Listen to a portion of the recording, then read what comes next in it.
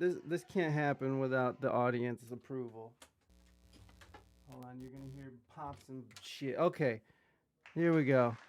Everybody, put your hands together for today's guest. The motherfucking man himself. Oh shit. Oh god, everything's a mess. Mythic Politics! There he is, everybody. There he is. Okay. Oh Jesus. Let's go. All right. We're doing it. Mythic Let's Politics. go. How are you doing? I'm doing all right, man. I appreciate you getting up in the morning to do this. It occurred to me that we could have probably pushed it back a little bit because of your sleep schedule. But now you tell me. Well, you tell me. Listen, that's what it was last night, and I just thought about. Can I tell you something? I fucking fell asleep to your stream last night. And then I had a dream about your ass. And then I woke up and there you were in a fucking blanket with candles. And I was like, God damn it, this guy is in my head. Yeah, it was super cozy. It was super, super cozy. You look very cozy.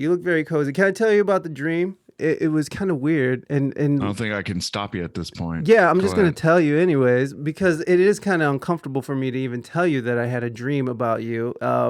But I just recently stopped smoking weed and now I'm dreaming again. So it's like fucking, it's just nightmare after nightmare. And you were a part of one of them. You lived in an apartment next to me. And the only thing I can really remember is that your apartment was fucking disgusting. Now I know that you don't live like that because I see your house. It looks beautiful and clean and nice. But it was a weird dream, and that's about all I can remember. So I don't know. Does that resonate with you, or does that make you just like uncomfortable? No, I do that shit all the time. Where like I'll dream about the last thing I was thinking about before I go to sleep. Yeah. So I don't know. Yeah, but the dirty, but I definitely back in the day, I think like, having like a party apartment or whatever, like a little party house, like I was definitely living in disarray. Did you did you go to college? I did not, no. Well, I mean, yeah, later on in life I went to college. Did you graduate? I did not, no. I kept getting like locked up for minor altercations and shit like that. So it like fucked me up. Like I was doing pretty good and then I got arrested for like a bench warrant I had in another state. They literally just came and like got my ass. I was like, they're like, open the door. I'm like, nah. And then they like opened the door. I was like, oh shit, that's unlocked. And then they just like arrested my ass. And then like halfway through semester, like I had a 4.0 average. They just like came and like yoinked my ass. Wow. And then like every piece of shit teacher like didn't give a fuck. They're like, no, you just failed, bro. It just sucks for you. You know what I mean? Type deal. You just eat dicks. Yeah, no, that's nice of them. Oh man, fuck yeah. Well, that's better than me. I drank myself out of college, so like I mean, I don't know. Well, I guess I'd rather be drunk and hungover than in jail. So I don't know. Did you do a lot of time? Did you serve a big chunk of your life? Just petty shit. Like every once in a while, like every once in a while I'll fuck around and be like, hey, yeah, now I'm actually gonna fight this charge or whatever, and then you get like 9 or 3 months in, you're like, nah. I was like, yeah, don't sign the first thing that fucking they put in front of me. To be honest, I don't know what the fuck I was thinking. I could have been out of here like 3 months ago. If I was just gonna cave like this, I just should have done it. So then I was like, then you just get on paper or whatever. It's a whole mess. What do you add on the Discord? On an unrelated note, on the Discord, what do you add to add a Zoom as a source in OBS? You just okay. So like you in OBS, there is a thing called virtual webcam. And I'm on Streamlabs, so Streamlabs is different, but OBS, you can do the same thing. There's a virtual webcam, and then your Zoom, or even on Discord, you can sort of set the video to oh, Jesus, you can see it. So you can see it right now. So like, yeah, not that. I don't want to send my OBS to Zoom. I want to port your Zoom window into OBS. Oh, then just capture it. Can't you just screen capture it? Yeah, never mind. I'll fuck with it. Okay, do your thing. Yeah. We'll wait. We'll just watch. No, go for it. I want to be distracted when I'm talking to you. Go ahead, ask questions. I'm going to give you half-ass answers while I tinker with this. Well, I gotta say, man, I really think it's awesome that your stream has been doing so well. you fucking you stream like a fucking like a crazy person every day. Have you taken a day off in the past like few months? Do you take No. days off? You have not. No, I just keep going. I feel like that's when your audience leaves, man. My insecurity is like, it's such that like, it's so perfect for these parasocial relationships that we form on Zoom. Cause I'm afraid I know that the one day I don't stream, that's when they'll all leave and they'll never come back. They're all gone. They're never So I coming just back. stream every day so they can't leave. So I can be their stream daddy. I can just be their stream daddy every day because if otherwise, they'll never come back again. Yeah, I feel that. I feel that. That's kind of why I started streaming a little bit more because I was just streaming 2 times a week, and that's not doing shit. I want to fucking do better with this, so I've been trying to stream a lot more. But you fucking go for like 12 hours at a time, if not more. I mean, it's 12, right? That's about your average is 12 hours at a time, or 9 to 12. What is your average?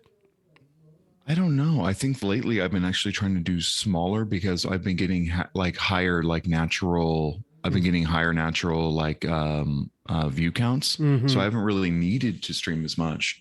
So if I like, it just really depends, bro. Like I've been trying to do more stuff and work on the book more and work on stuff like that. It's really hard to both stream and work on the book because this is a full ass job, especially if you're doing it for 8 hours. It's not like you're going to go and then do your other job or when people do that, when they have a side gig and then they work on their main thing, they really half-ass it at their main gig. Yeah. But I don't want to half-ass it here on the stream. So, like it's not going to be a thing where I'm like streaming, watching a thing and then just like typing in another window or something like that. So like, so really I'll have to figure out, I haven't figured out that formula yet as far as like how much to do of what, when, as far as like splitting it across tasks. Yeah. But for right now, yeah, we're streaming way too much. Well, So like the last couple of days we hit 12 just because then when the numbers are there, it's hard to turn off. You know how it is, yeah, I do. especially when you watch the view count climb. You're not gonna like, okay, view count finally got up there and now I'm gonna turn it off. You wanna milk it out. One nice thing is that once you hit like the partner numbers, like we're coasting on the partner numbers now. Yeah. But I got banned a couple weeks ago. Sorry. I wonder why. I mean, I was just in your stream, and I'm not gonna repeat what you said, but like you're just like dropping fucking like slurs after slur. Not that you're racist or anything horrible like that, but like what people on this platform would take as a slur, which could be anything. Like saying they're fucking snowflakes could get you banned. I feel like, but I don't know. You get a little rowdy. Yeah, no, I'm pretty good about not saying slurs. That if I know a thing will get me banned, I won't say it. But like, I'm pretty good about saying the things that I know are permissible, derogatory statements. So I don't know. I guess a slur. I guess anything's a slur if it hurts someone's feelings. Right. You know Well, what I mean? that's but tell us why you got banned if you don't mind. I got banned for saying that fucking veterans ain't shit, basically. So like I was watching a video and they were talking about like veterans and some guys like it was like a public freak out Reddit video that I was just watching as like a time filler in between things. And then there was like a guy who cut another like a veteran in line. They're like, you can't cut him and he's a veteran. And the guy who cut in line was like, I don't give a fuck about that. What do you mean? What the fuck's a veteran? The fuck you mean? The fuck would I care about that for? And I started just going off about it. I'm like, true. The fuck do I care? The fuck you mean?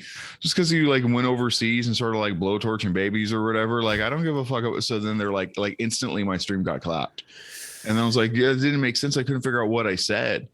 I couldn't figure. And then like I look in the TOS and they're like, yeah, veterans are like a protected class. I was like, bro, that's some bullshit, dog. Oh, yeah. So like that's basically what got me clapped. So I'm sorry, go ahead. So then I streamed on YouTube for a couple of weeks, which sucks, and then came back and then just been coasting. Oh, but I had applied for partner, Right. and then I was like and then the next day they banned me. So, and then like about a week later, I got an email that says, "Yeah, you can't be approved for partner while you're banned currently." So like, yeah, that purple check mark, like, so you have to wait 90 days until it pops back up again. Fuck, dude. So that sort of like helped me just like, I still have to say this, like, so I'm caring less about view count Yeah. and stuff like that because we sort of are there now. Yeah. So now I'm just sort of like chilling. Right, and you like doing well. Like you have like an awesome sub. Like daily sub goal was like 30, and then when I woke up this morning, it was at 60. So like you're doing great with that. Like and the way you just demand subs. I mean, you've definitely trained your chat to just be like somebody give subs. It's just it's honestly it's like it's masterful how you've sort of you've sort of your chat has like Stockholm syndrome. You like abuse them, and then they're just like, here's I more money. I I hate this framing, sir. My chat. I'm a slave to the people. I'm a servant to I'm the sorry. people. I'm I come sorry. out You're here right. every day like a good like a president or a benevolent dictator or something like that, and I serve at the will of these people, and I demand their fealty. Yeah. I Okay. demand, Fair like enough. streamer got to eat. I got a fucking sink back here. Look at Yeah. this shit. Pans. This is a fucking pan, bro. Yeah. This shit ain't right. This No. shit ain't right. You shouldn't see this. You shouldn't see this. So we're gonna go like we're at a 1 bedroom apartment. I went, yeah, look at this. Look at this. Look at dirty ass dishes, bro. This is not right. This is not cool. So look at some mandarins. So see, we got to update. See, I want to get more money so I can get some American oranges. You know what I mean? I want to Right. like none of these fucking mandarin. I don't know. That sounds Chinese. So Right. we want to, yeah, all this shit. So we're going from a 1 bedroom. It'd be nice if we can get like, I don't know, like a 101 bedroom, 201 bedroom. I Yeah. don't know. We're gonna go for something that's reasonable. You Well, know, you're in Austin. Is that correct? That's where you're located.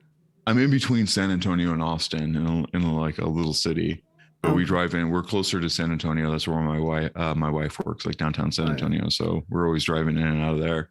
Yeah. So far, I've been into San Antonio like 300 times, and I've been to Austin once. So we're Well, like closer to San Antonio. well, I love both cities, man. Both cities are pretty cool in their own ways. I mean, San Antonio has a lot of, it feels like a lot of the fatties live there, and then in San Antonio, a lot of the people that wear jeans that are too tight are up there. But I love them both in their own thing. And I'm sorry for fat shaming everyone. That was see, I could get banned for that. But listen, Wait, what'd you say about Pep? I was reading my chat for a second. You said people in San Antonio. Which one? Where's their pants too tight? Austin. Oh, okay. Yeah, and then San Antonio has the fatties, but I have family down there, so it's What okay. I heard, what's this fuck? Brandon Schaub. They said it was that the meta. Is that the meme that people in San Antonio are fat? Yeah, well, they fucking put Velveeta cheese on their enchiladas. Like, what the fuck do you think's gonna happen? It's wild down there. But I Is that worse than other cheeses, or I just thought it was bad because it was like tacky and like not authentico? right. Well, it's that, but then also, I mean, Velveeta cheese, you can leave it on the shelf for like 10 years and you could still eat it. You know, it doesn't need to be refrigerated. So I'm guessing that if you're going to compare like a nice cheese you get at the Whole Foods compared to Velveeta, which God, I'm such a So fucking your issue incel. with Velveeta is it's part of the GMO conspiracy forwarded by Bill Gates. Exactly, Uh, because he's buying up all the farmland, and this is his plan to fatten us all, so we have health problems, so we're addicted to his vaccines. Do you think it's got some of that cobra venom mRNA in there? I hope so. Fuck. Let's Yeah, get it. Let's get it. yeah. Get a what? How many boosters are you on now? I we've talked about this. We've talked about this, Mythic. I am on zero You're on boosters. zero boosters, huh? Zero Damn, boosters. I'm on like on 11. I'm starting to see this. See what you don't realize. I'm on like my 11th booster. This color, I'm not even doing. This isn't even RGB lights. I'm just doing this with my brain now. Yeah. You're So able. I'm up to 11G cellular. It's pretty amazing. I'm actually not sitting. I'm levitating right now. I I didn't think you. realize that. Yeah, I'm vax mashing. I'm vax maxing. That I'm well, I'm I worked at a homeless shelter over the winter, and there was people, and because of the incentives they were giving for getting your boosters and getting your shots, you had like several homeless people who had like the Moderna, the Pfizer, the fucking, and like 4 boosters. They didn't give a fuck because they were like, with every booster you get a donut, and they're like, fuck yeah, give me that donut, bitch, because they're hungry and freezing to death on the street. So they're like, okay, we'll hell do it. yeah. I didn't know we were talking about Lizzo. Okay, all right, let's calm down now. All right, Lizzo is a beautiful queen, and she's gonna never have diabetes. and fucking, that's all. The health, big health, is trying to keep her down. So, you know. Hey, thank you so much for that follow. Thank you so much. I appreciate that. 18. We'll just call you 18 for now. Yeah, that's Damn, it starts off with a race. yeah. Yo, you just boil it all down to a race right there. Yeah, So well, how's your audience been doing? How's everybody? So I'm up in there. What is up? Look at this. Look at this. So my AC kicked on. Just for a little extra ambiance for you. My AC kicked on right now. I appreciate Moving that. Dutchman. What is up? Look at that. Samo Honey Boy. What's up? What's up, Samo? How are you doing? Shouts out to What was? Velveeta. Well, you know what? The Hold Twitch. on, I'm shouting people out. What's up, Okay. mate 51? How are you doing? Look at here. I'm looking into this fucking beautiful ass chat. Das Morby, what's up, dog? How are you doing? Let me see here. Streamlabs. Oh shit, I heard of you. Look at partnered and everything. I didn't know you had partnered fucking streamers up in your shit. What's up, Yeah, baby. Streamlabs? That's how we What's up, roll. honey boy? Yeah, let's go. The Twitch side of things is still small and humble, but what's fucked up about the audio side is that it's fucking taken off in the last year. Like, we're about to hit 2 million downloads, and that million was over this last year. So it took like 5 years to get to that first million, and then we about to hit another million overall downloads in a year. So in this last year, the fucking audio side has gone nutso. I don't know what the fuck is up with it. It's weird. What's up, Reina? Welcome in. It's so, and then, like I was telling you, the podcast that we did, it's up to like they're both up to about 13,000 Oh wow, both of them. combined. Combined. Sorry. Yeah. That's what I figured. I was like, damn, that's a high ass number. Yeah, but because it was back to back, and so yeah, it's about 13,000, which is amazing. I don't know what to fucking say about that, but the Twitch side seems to be sort of lingering in the teens. I don't know what to do. I don't know. Maybe I should Yeah. start yelling at my chat like you. I got to be fair. You don't yell at your chat. You just you're No, strict I but do. fair. You're strict but fair. No, I yell at chat. What the fuck you mean? I fucking yell at Motherfuckers, chat. you These show up. fucking three head ass takes from chat. Chat's always wrong, bro. There's a couple edicts I live my life by. Number one, streamer's right by the virtue of being streamer, bro. Like, I'm right because this is my fucking show.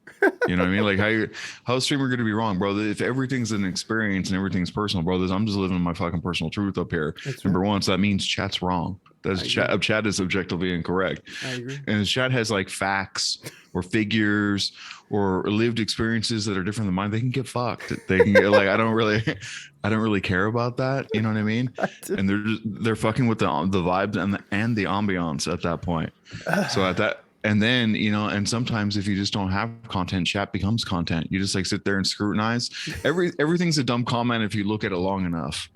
If you look at any comment long enough, especially like like it could be like it could be an over polite one, like, bro, what are you sucking you trying to suck my dick? Is this sarcastic? Get the fuck out of here. And then you can just like go on, like, I see. Yeah, look at this motherfucker up in here right now. Facts Look at this. checker. Oh, Lizzo jokes are super risky. For Demir. Lizzo jokes are super risky. Oh, is that what you're gonna tell me? That's probably true. Actually, that's actually probably true. It is true. It is true. She's like three protected classes. She is. She is. You can't fuck with her. You can't fuck with her. She's a black woman musician. Everyone knows musicians are off the table.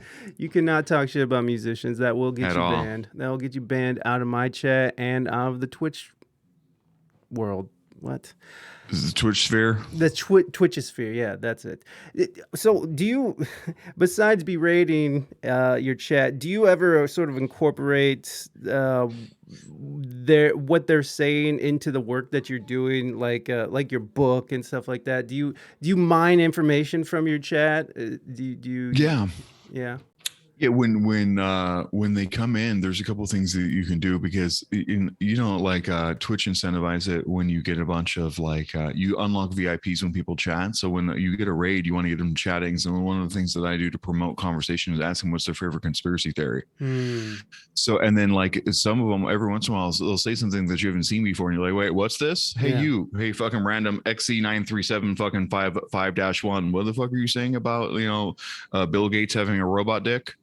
And he's like, oh yeah, I heard fucking Bill Gates had a robot dick. You're like, word, okay. Like, and then it's like, Just add it to my little spreadsheet. Like, okay, I hadn't heard that before, Oh, and stuff like that. But yeah, so like, and there's a lot of people who sometimes I'm trying to say something like, and it's hard to.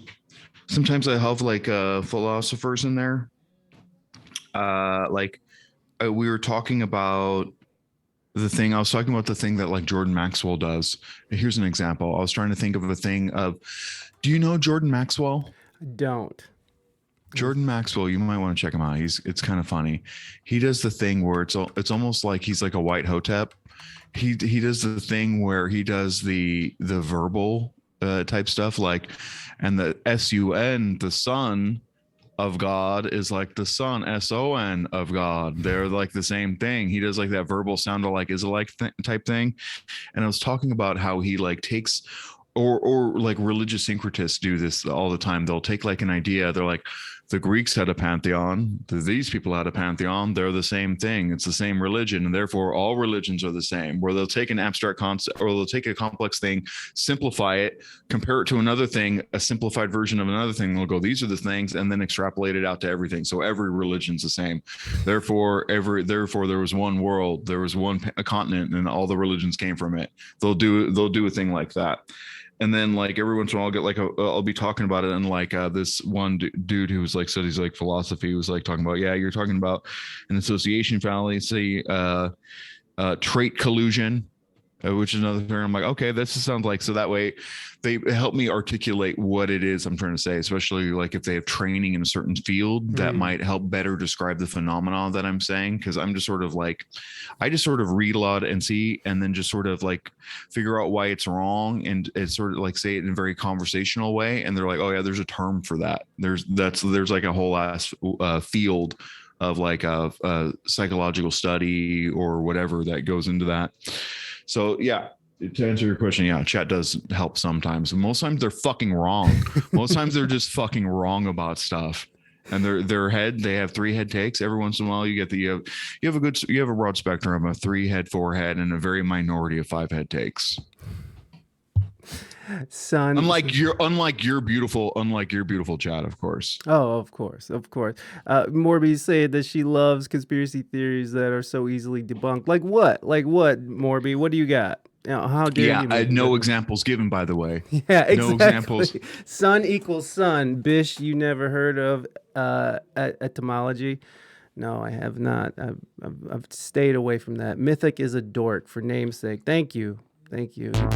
You're probably right for namesake. I mean, what the fuck? I just picture you like just poring over documents and writing and scribbling down and fucking just like I just see you as a manic, taker of notes. I mean, you talk about spreadsheets and shit. I mean, that's fucking deep, son. Like, spreadsheets. You mean man? You could have stopped at manic. You could have just stopped at the man part, baby. Look at this motherfucker in the chat. For namesake. For whose namesake though?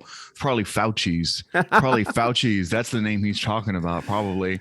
We're fucking, this motherfucker's out here talking crazy. We're probably for name Saki.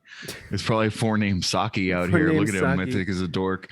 Yeah, but like look at his projection too. Look at this dude over here talking about a dork. Isn't that a whale dick? He's over here thinking about my dick and shit. He betrayed by the etymology of the words he's choosing. By the word he's choosing. Yeah. Thank you for that gifted movie Dutchman. For namesake, appreciate that. Welcome in for namesake. You're part of the Fresh Fam now, which no one calls us that, but that's okay. Now I do. He's part of the Fresh Fam. Look at it. Who the fuck has Turbo?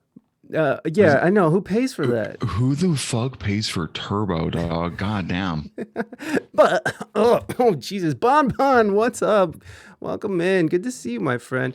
For example, is the reptoid proof vids where it's obviously a compression error causing weird pixels? Is that the eyes thing that you're talking about? Yeah, like, okay, like, what, said to like, oh, what are you, some sort of video experts? And I bet you, yeah, you're like, it sounds like a video expert, but they don't know anything about 5-dimensional spiritual reptilians from Alpha Draconis inhabiting, the crypto-Jewish inhabitants of the fucking royal family. They don't know anything about that. But you're not an expert on that, though, are you? No, you're just out here like talking about like technical actualities about the modalities of video production and encoding and whatever. Yeah, fuck off. Or Yeah, and that's how it works. And that's yeah, how, not the crypto Jews. Jesus Christ. that's definitely a trope. Is that a trope? Yeah, that people are secretly Jewish, like the royal family secretly Jewish. Well, Oh, oh, they yeah, yeah, claim to yeah. be. They claim to be too. They like the everybody wants to be the chosen people in the Bible. Mm, Hitler wanted to be the chosen people. They want everyone wants to be an Israelite. Nobody wants to be a Jew type deal. mm. But everybody claims to be like the lost tribe, Sweden, the lost tribe of Dan, all that type beat. What are you doing over here? I'm You just, got any? I'm just, You got you. I'm just. You look at this motherfucker looked up Reptoid. This motherfucker looked up Reptoid. He's about to pull up Reptar from Rugrats. Yo, Listen, I'm this guy's about to right click a picture of David Icke to his desktop. yo, David Icke is a fucking interesting character. But I'm not gonna sit here and be like he's the best or anything. But he has some interesting things. Do you feel like David Icke is just nonsense? Like, how do you view him? I feel like if somebody doesn't have entree into the worlds of like philosophical thought and stuff like that, he could be an interesting step for someone with no political theory or philosophy. He's talking about things that seem profound, Mm, and sometimes I think David Icke sort of traffics in the fuzzy quantum thinking type thing, where he'll talk about like sort of like a bastardized version of what the bleep do we know yeah. type thing, where he's talking about like quantum consciousness and an aware universe and like mental fields manipulating reality and sort of like a dialectic, what he calls like problem reaction solution, which is sort of like a baby way to understand like Hegelian dialectics and stuff like that. So I mean, it's sort of interesting as an interstitial step, especially if nobody's um it's sort of like a first step into that world.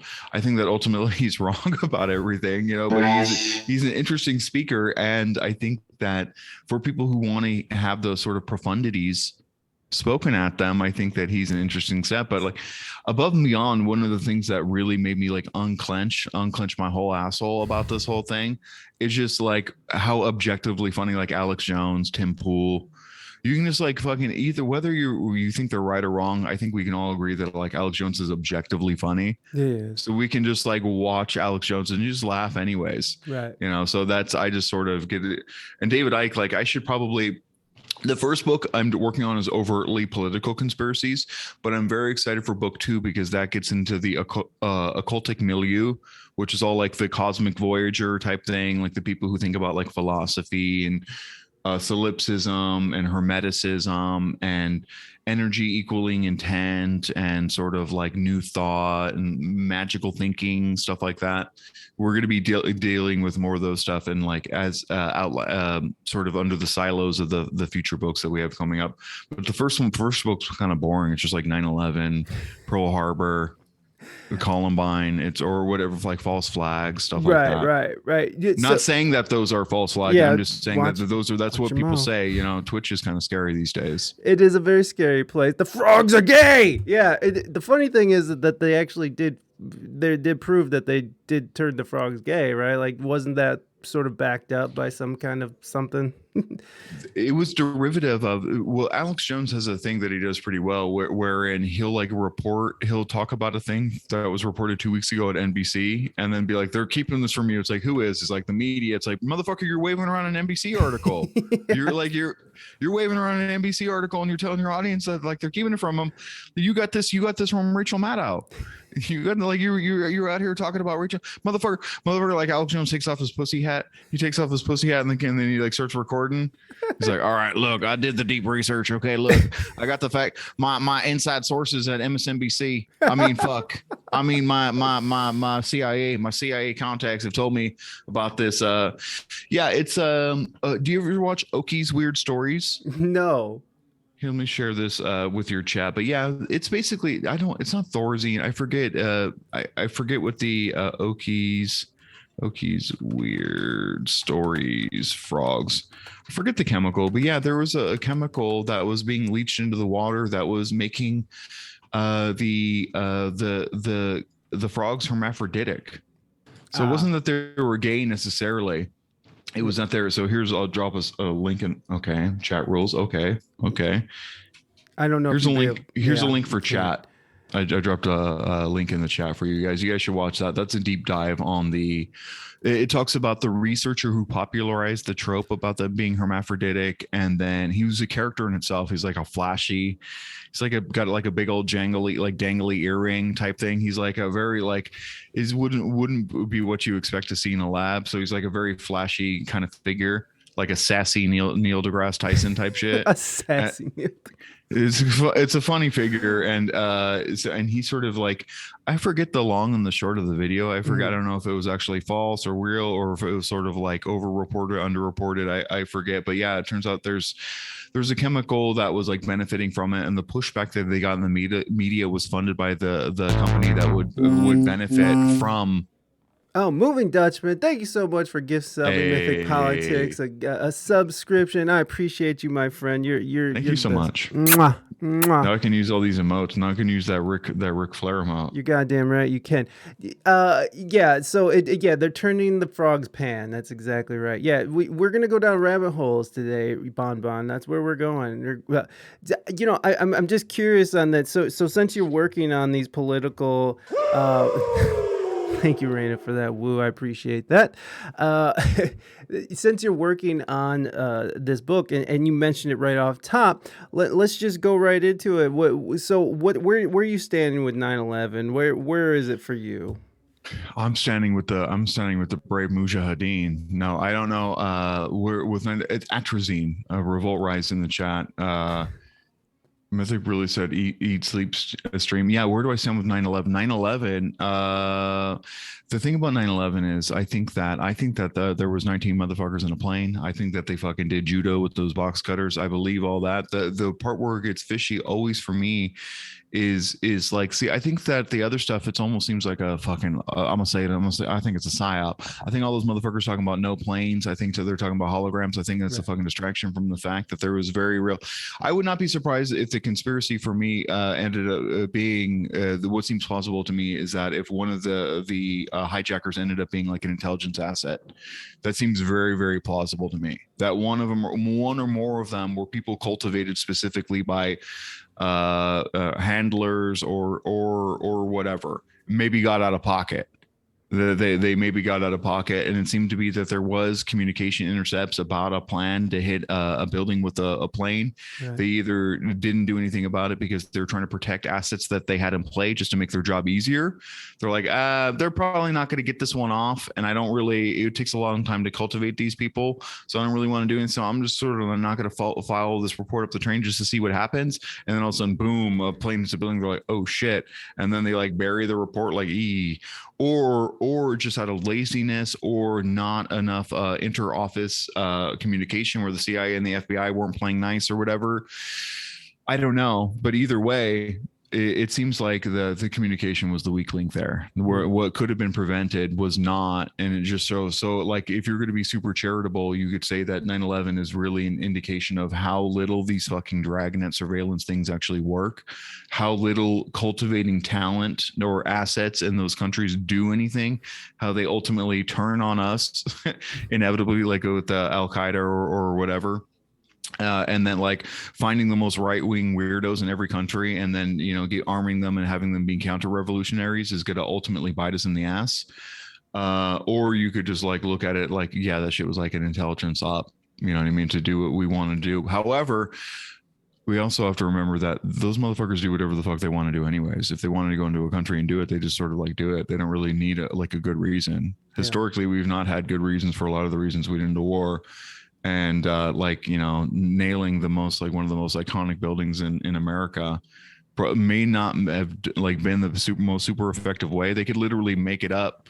They could like make it say, they could literally have said like they tried to do it, and that would have been enough to go in there at that time, I think, and just do, or go in there and have like a Marine get killed, They could just like whack out one person, not 3,000, and that would have been enough of a causus belli to get us in there. So I don't know, but yeah, let's just blame the CIA. It's all, yeah, it all comes down to CIA. But Mythic, I mean, you left out the biggest the conspiracy of them all, building motherfucking seven. What's up with building motherfucking seven? Now, did that just was it debris that was flaming or that caused it to collapse like a fucking demolition, or was it something more nefarious? Building 7. Well, I think Building 7 is. Have you ever seen that video where like Building 7, like the canopy, the penthouse like falls into the building? It's Mm, like I've seen so many videos. It's just I've seen that a lot. building was falling apart all day. It was like fell apart, like part of it caved in, and then like there was like video of it, and it's like creaking, and they're like, "Holy shit, we got to get the fuck out of this building," and then it fell. So like when you look at it, the problem is there. This is part of the reason why when I'm writing book, I'm framing it like I wanted to be. It's you have to understand that for a lot of people the framing through which we see a thing is the way our brain will take it. So something appears like a conspiracy because of how it was pitched to someone, like a story. You take a segment of something, and then you sort of like wrap it in a thing, and then you present that to them, and then they're like, oh shit, this is a conspiracy. It's like, well, yeah, it looks like that because you omitted 90% of it. You only added the parts that looked weird, and then you presented it to them like that, and then the persons are working backwards from that assumption of it being a conspiracy without like looking at the rest of it that isn't type thing. So which is, I don't know if that fucking has any utility. Here's an example of something that happened to me last night. Where is have you ever seen that video? I'll give you an example. Have you ever seen that Send it in the video of, Discord because you can't put it in chat. oh, did the YouTube link not go? Yeah, it doesn't go. No links in chat. I got Why don't locked you up. have links in chat? What are you afraid of? I'm afraid of everything, bro. I'm afraid What of are you afraid of? Are you afraid of these I'm motherfuckers afraid of the showing you the CIA. truth? Yeah. You afraid of your own chat telling you what's going on? Damn. Yes, god damn it. I have no links in the chat. Yeah, no, There's the Catman. gay frog one. There's the gay frog one there. Okay, here we go. Here's the gay frog, No, guys. no links in the chat. God damn. Listen, okay, you know what? Because of you, I'm gonna make it so links are allowed in the chat, okay? Because Spam porn, everybody. No, don't do that. please don't do that. God damn it. Oh, you uh, have permission now. Reina gave you permission to drop links. The truth can't be linked to. Okay. okay, except so I'm going to do this. And where is the Meghan Markle, Britain's Got Talent? Where is? So All I'm the trying to dick find pics. No, Bon, you calm down. You're my mod. You can't be telling people to put dick pics in here. Unless they're pretty dicks. trying to find this one video. Oh, here. This video is private. Come on, man. God damn it. This is great fucking radio. This is great radio. So I'm just gonna send you this thing right here. Damn it. Does anybody have in chat that video I watched last night? Because I think it's important to show you both. Hold on, just give me 1 second. I'm gonna find this other thing that I went. I'm actually gonna go into my control H, my history, scroll.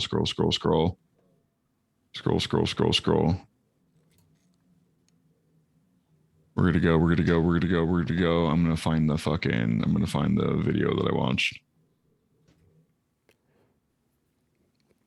For all you listening, Mythic Politics is looking for a video that he wants us to watch. So stand by.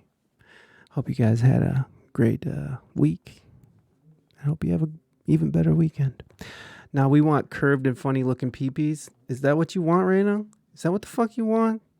Look at you.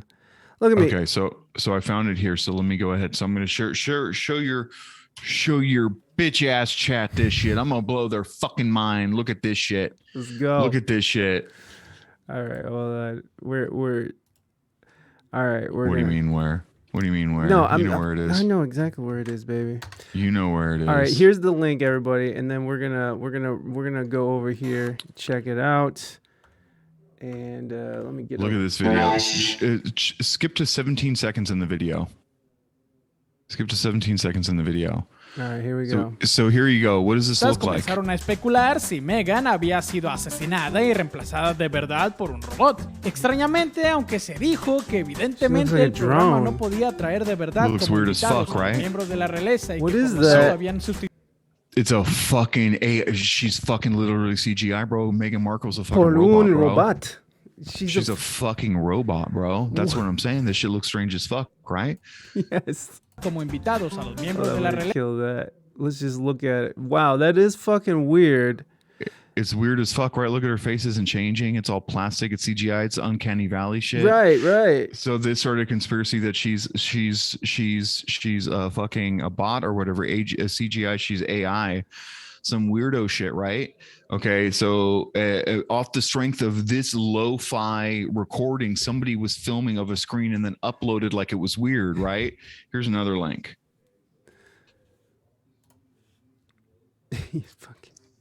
Here's another link. Right. So here's a better.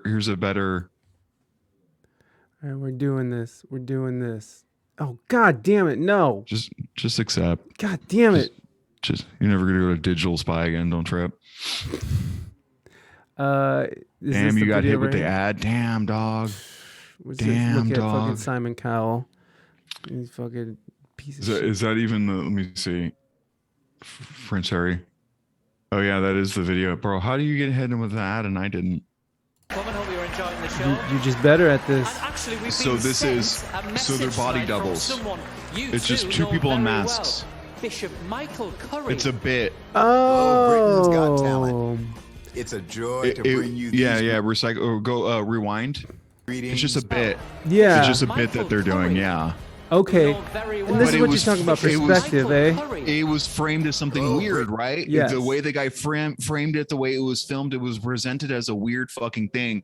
So the framing of the thing and the initial thing made us think that it's weird. Like, yo, that is because it was lo-fi enough to it was lo-fi enough to where it made us like look harder and examine it. Like, what's even am I looking at? And then what we saw was weird. So it was like, yo, there's something uncanny about this. There's something like literally weird about the way she looks right now. Yeah. Then like, bro, people ain't supposed to look like that. And what we don't know is the context of the framing is like, yeah, they're not supposed to literally they have a rubber mask on. It's like they're supposed to look like that, you know what I mean? But it still looks pretty good. Right. It looks pretty good for not being her and being like in 4K like that, being like a real ass person sitting in an audience next to other people. It looks pretty good. But the framing of it makes it look like weirdo shit. And in the same way that like the way the loose change in other documentaries, the way they framed Building 7 as like this a wild event or something like that, and where they cherry pick things that seemed weird. But when you look at the event of how that building was treated and when it went through the whole day, like literally that shit was falling apart since like the first plane hit. A big chunk of the building fell and hit it. And then like an hour later, the penthouse dropped in. And then once that penthouse dropped in, it lost structural integrity. And then it was like shaking and shit. It was like literally creaking and groaning. They pulled all the fucking firefighters out and the motherfucker dropped. Boom. Yeah. It's just like yeah, I think there's a for me, the conspiracy with 9/11 is who knew about it beforehand. It seemed like some people knew about it beforehand. It exposed weaknesses that we had that despite having the biggest military in the fucking world, like times 10, we still couldn't prevent like some motherfuckers from sneak attacking us, even with all the readiness flight training exercises, all that weirdo shit that they were doing with the, what the fuck were they called?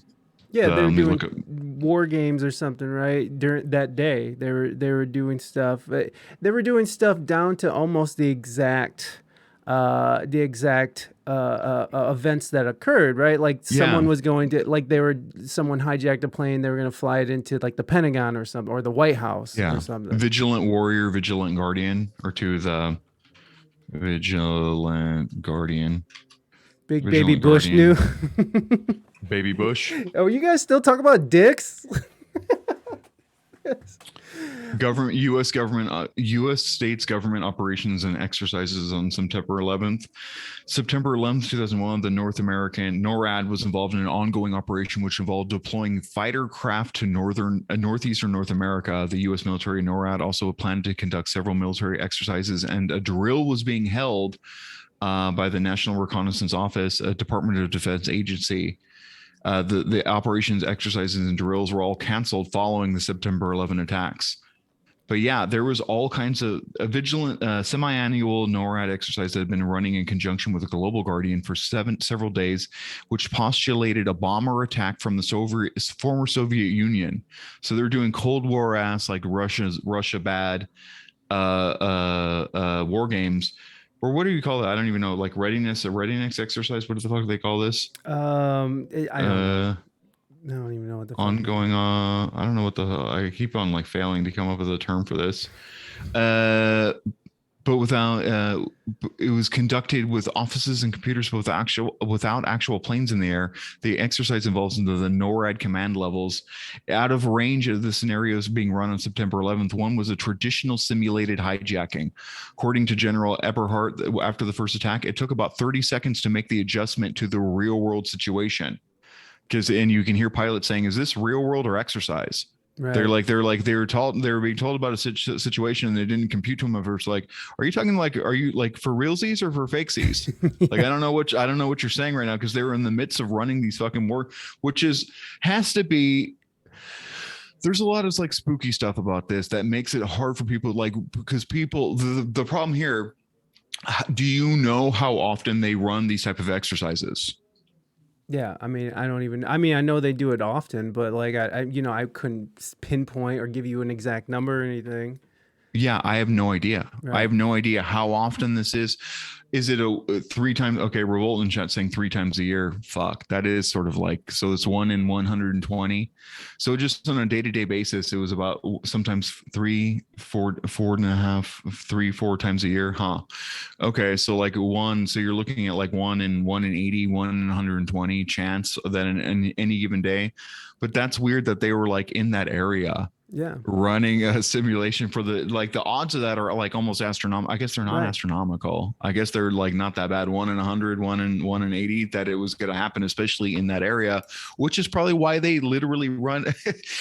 They're in the area that they're going to have high traffic for, in that probably en route to like Langley, Virginia, the Pentagon, and New York. That's probably like one flight path type area. So it makes sense to, in that corridor, to do those readiness exercises for like literally this fucking reason. During the exercise, they were projecting false planes on radar screens 3 times a year. The flight of F-15s got routed the wrong way. So there's an interesting person in my chat called Revolt Rise. Everyone go follow Revolt Rise on Twitch. Do they stream too? He's going to. Did you see that thing I did on the 9/11, or excuse me, on the Area 51, where we got the disclosure documents for Area 51? What, you got disclosure documents? Yeah, we got. Did you put a FOIA request in? What the fuck? He did. He did. He got 62,000 Area 51 Area 51 and S4 disclosure documents that like talked about like by Bob Lazar. And it turns out what they were doing is a lot of nuclear testing. Oh, you got it on your YouTube channel, right? Yes. That's what I posted in the Discord. I started watching that, actually. I posted that in a Discord just for people to get an idea of what you do. So I didn't watch throughout the whole thing, but I did hear him talking and stuff. So yeah, he's a very interesting guy. Did you ever read that Operation Chaos book by Tom O'Neill? No. I have not gone as deep as you down these holes, man. Okay, yeah. Cursory knowledge, man. Cursory knowledge. Yeah. Tom O'Neill is a very interesting guy, and so I know we're jumping around a lot, but it's low key. It's kind of funny how it's all sort of related. Yeah. Tom O'Neill is a reporter. I think he worked for like Vanity Fair or something like that, and basically he was doing a story on Manson, like a retrospective, like a 20-year retrospective. Well, that story that they had initially given him events to write, he got stun locked on it and took him like 30 years to finish. Yes. Because there was a CIA ran operation in Haight-Ashbury, right? Is that what you're talking about? Is that the book you're talking about? Okay. Yeah. Operation Chaos. Yeah, about Manson basically being MK Ultra, basically. Right. As the person who, like the ultimate guy to destroy everything. The new left, the hippie movement, the fucking 60s. Foment the white supremacist shit. Fucking cancel the Black Panthers.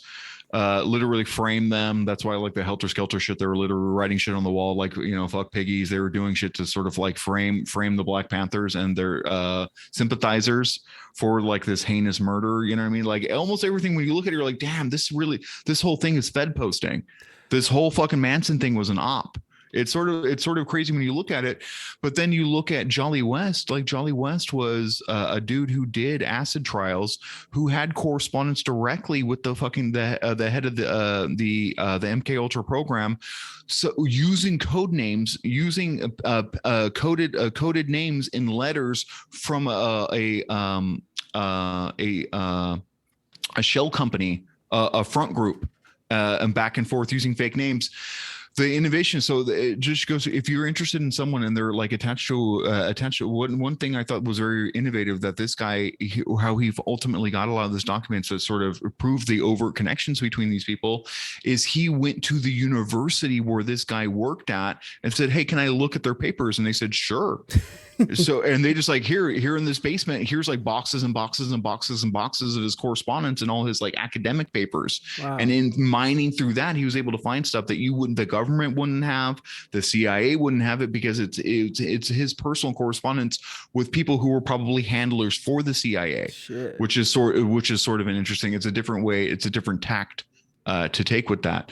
And the same thing, Revolt, like literally, and then Tom O'Neill, he left it. He was trying to find Tex Watkins, I believe his name, is one of the gentlemen who was in the Manson family. And he was detained and arrested immediately and brought into another state and interrogated.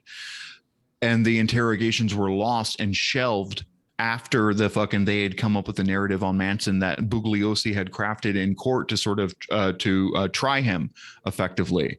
So once they had all that, they sort of shelved the other stuff. They're like, that narrative doesn't work anymore.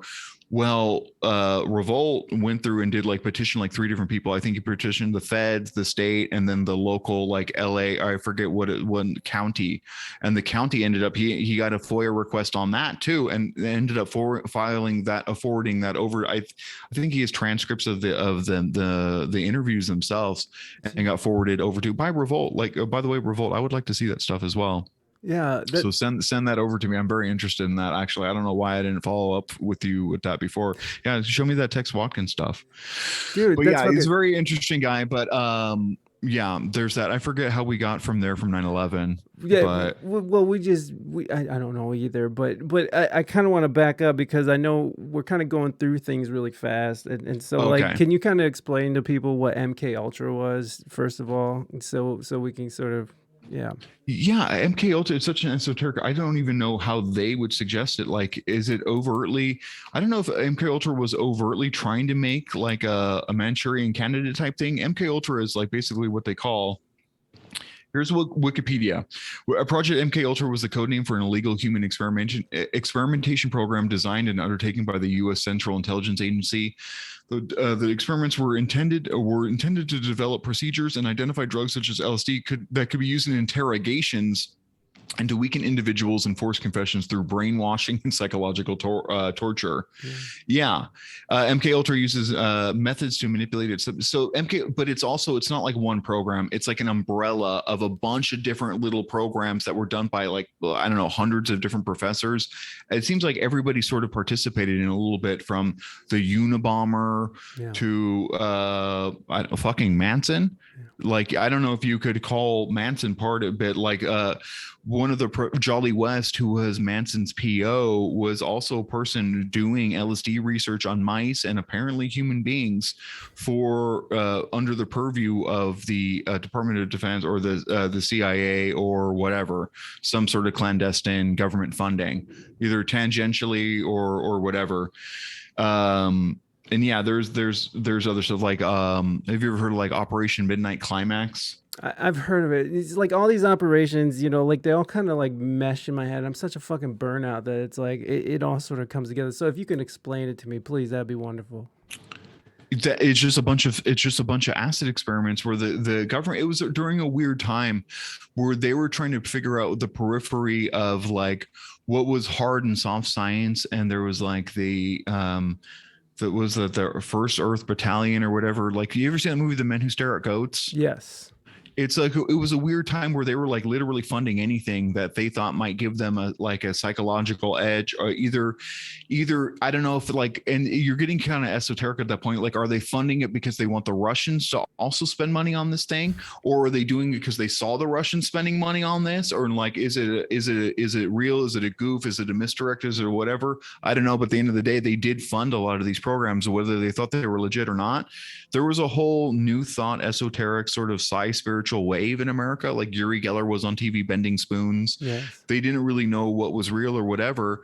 So I think that they sort of like funded a lot of this stuff to see what was real and what wasn't. And there's still like, if you go into Jim Keith wrote a book on mind manipulation, and he talked about like Dr. Jose Delgado and like brain putting electrodes in your brain and like manipulating different sectors and like getting people to do stuff and cry. There's a weird passage from Jose Delgado's book where he manipulated a part of a boy's brain and like made him present as a girl or something, and he would like talk like a girl and like hug him and stuff like that. It's like, yo, what? There's like a lot of weirdo shit going on with like brain manipulation and stuff like that.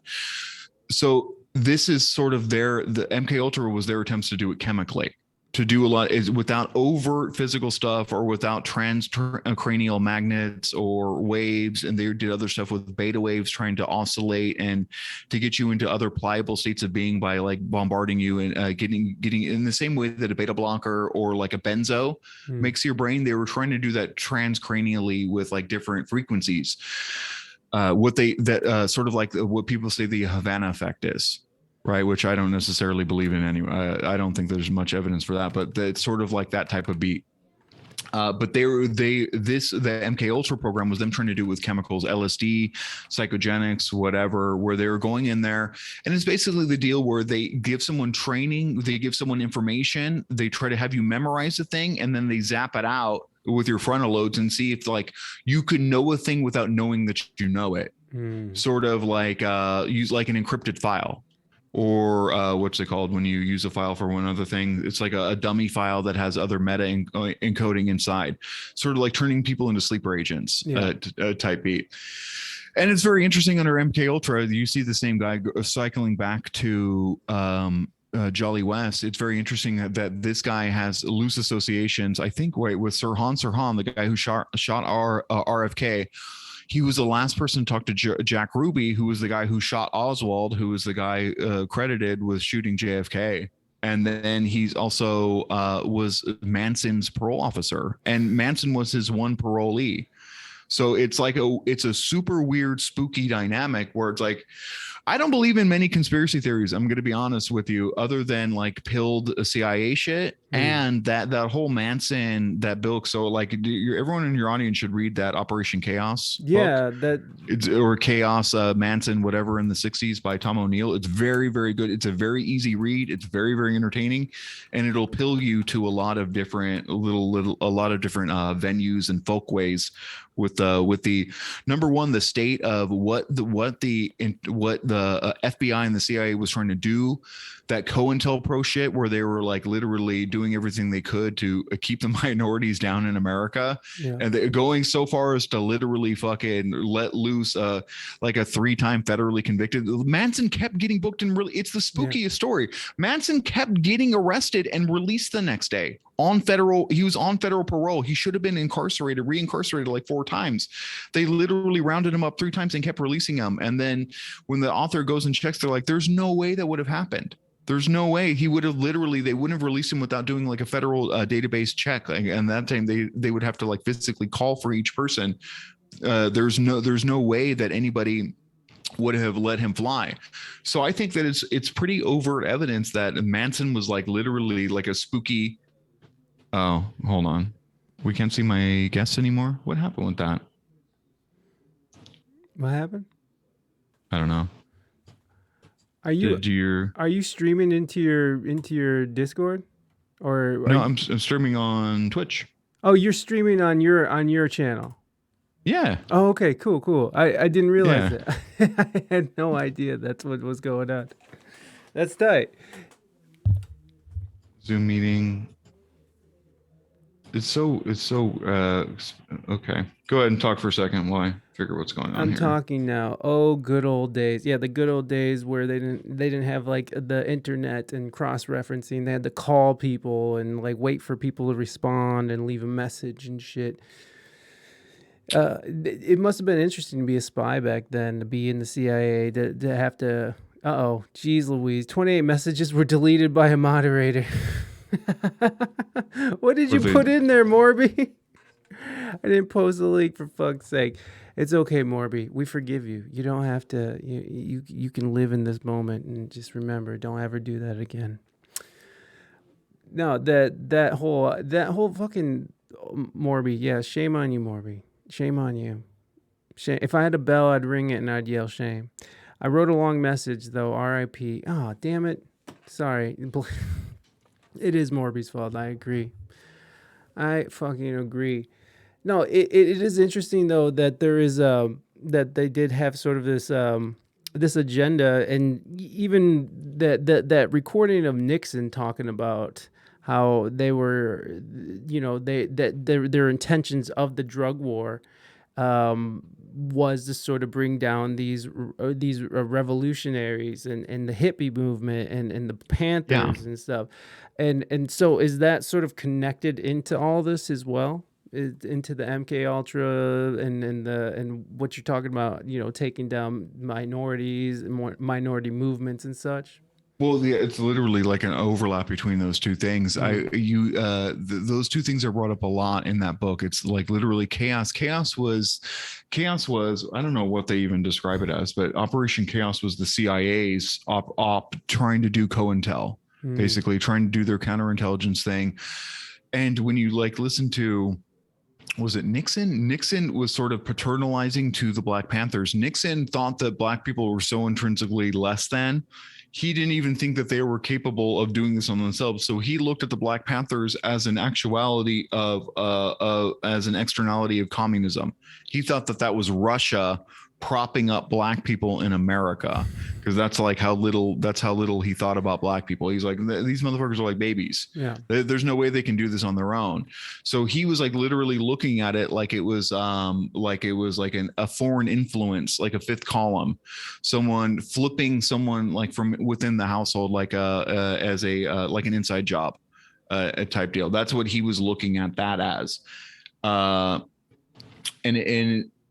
it seems to be that, that's, I don't know exactly the overlap, but there's a lot of, for better or worse, or for lack of a better term, there's like a lot of spooky shit where there is a lot of overlap in between the stated goals of Operation Chaos and COINTELPRO, with having sublimating or not sublimating of tamping down the actuality of people to foment change that they wanted. And it was at a time where they were trying to neuter the anti-war movement in Vietnam. They wanted that sort of tamped down, and they saw like this seditious activity seditious activity. Sorry. How dare you? I'm fucking such a dick. How fucking dare you? Yeah, I know. I'm such a prick. But yeah, I don't even know. Like, let me see. It's been a while. The problem with this stuff is it gets all ephemeral, and you start doing like flowchart conspiracism. So as you I think you have to sort of get used to the idea that you're never going to have a concrete like tree-like structure. You're never going to have a top down where this person's name is on the top and there's two lines that go down to these groups and whatever. You're never going to have a clear hierarchy. So you just sort of like have these loose, ephemeral, associative connections that are sort of like, well, they're sort of overlapping. Like these corporations were trying to do the same thing. They're not necessarily working together. They did have like these shared people who were working with them, but that doesn't really mean a whole lot, blah, blah, blah. So but in your head, even like when I'm talking to you, there's a tendency to reduce it down to concrete connections, right, just to expedite and explain. But yeah, everything is like, this is not the whole, this is one little thing the CIA was doing. The COINTELPRO was one little thing the FBI was doing amidst 1,000 others, all of them probably fucking racist and shit. But Operation Chaos is, so see, this is from Wikipedia, very trusted source, Wikipedia. Here's what they say. Here's what the consensus, the public facing consensus of what Operation Chaos was. was a CIA domestic espionage project targeting the American people from 1967 to 74, established by Lyndon Johnson and expanded under Nixon, whose mission was to uncover possible foreign influence on domestic race, anti-war, and other protest movements. So that's basically what they were trying to do. Basically, anyone fighting the good fight. Right. Anyone fighting for based-ass communism, anti-war, feminism, anti-racism, and stuff like that. All the people that we now associate as like being good, based, progressive. Yeah. Especially the communists. Well, it's kind of interesting now that they're sort of reenacting, I guess that's the right word, that with these movements now where they're sort of demonizing the far right, like the alt right, or how they're like January 6th was like the worst day since 9/11, and or the truckers, the fucking truckers in Canada, how they went after them, and it sort of opened the door to create these new policies that, clamp down on more control of what's going on, especially the trucker movement, which, I took a lot of shit for even talking about it in this chat, but because we have some Canadians here who are like, fuck you, they were disrupting business. And I'm just like, well, that's what fucking protesting is a peaceful disruption. Based good, fuck business. You know what I mean? Yeah, exactly. They were standing up for what they believed in, and they were actually making changes that happened. But what was interesting is that they sort of now the government sort of has access to your bank accounts and has, which they did anyways, but now it's sort of more of an open thing. Do you think that they're sort of recycling this idea now when you look at like the left and how it's sort of going after the right in this like really obnoxious way, just associating with Nazis and fucking white supremacy and anti. There's a lot of in the fucking yellow vest movement. There's a lot of anti-immigration sort of Western, I agree. Western centric. So it's not like they're not. I think Nazi is a catch-all term, which right. doesn't have a lot of descriptive utility. There's white identitarians, white nationalists, white supremacists. Those are all different things. Some of those motherfuckers are reactionary, and some of them they're probably white identitarians, which doesn't necessarily make them racist. It just means that they're fucking like they have main character syndrome, and they're probably have white fragility. That doesn't necessarily mean they're fucking Nazis, but it just means that they're probably not the coolest person to talk to at the fucking barbecue. That being said, I forget what the fuck we were saying. Well, we're talking about how, like, are they? Oh yeah, but I would think that above and beyond that, the fucking government is never incentivized by facilitating protests. Yeah. Government hates protests. Right. They hate any type of protest. These motherfuckers, just like you and me, would dislike anything if there was fucking someone bullhorning outside this window now, making it hard for us to record this. We would get irritated at it. And the fucking government hates it when fucking people do that too, because it makes their fucking shitty job marginally more difficult.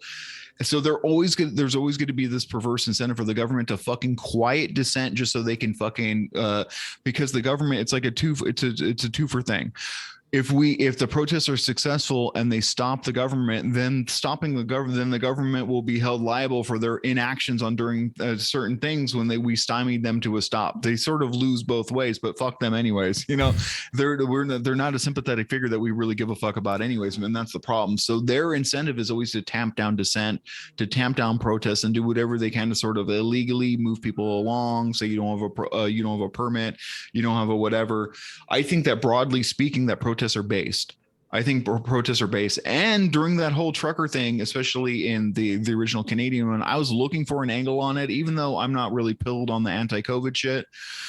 I was looking at an angle like, okay, but if I understand if the regulations are making the truckers' jobs harder and then they're going to have to do it, I could see it sort of being an extension. I was trying to find a way to like make it sort of like a pro-union thing. I was like, okay, yeah, like I wanted to fuck with it. And I think broadly speaking, even if I can't overtly agree with what they were saying or what they were doing, I think that it's good when people protest anyways, because at least that might have been the first protest that they ever participated in where they had a sort of, even if it was a fucked up class consciousness over things that aren't real, they still banded together and people were reminded that when people band together, they can actually slow stuff, stop stuff. Their voice is heard. They get news coverage.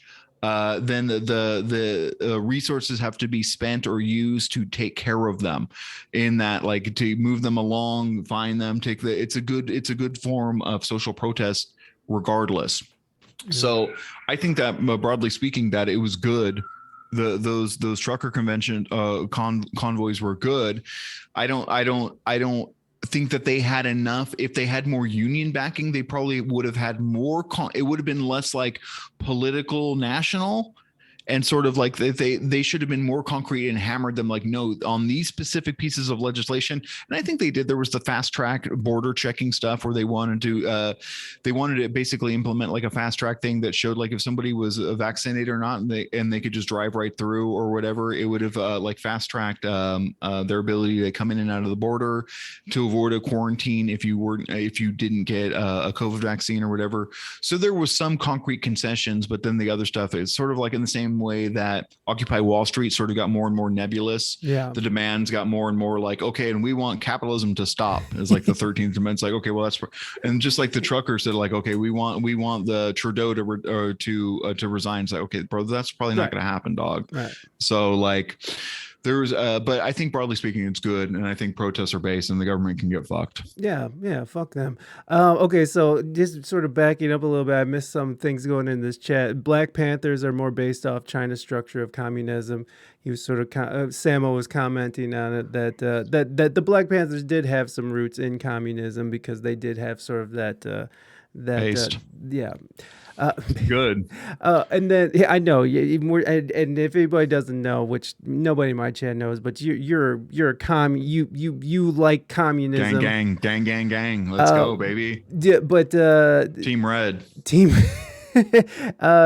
And then we had a question for Morby. Do you think that he believed that they were controlled by the Russians, or just said that to dehumanize them and devalue their cause? And then we're talking about the Black Panthers. There was probably some overlap funding. There was probably some like the Marxists. Who knows what was going on with like the Marxists? The Cold War was wild.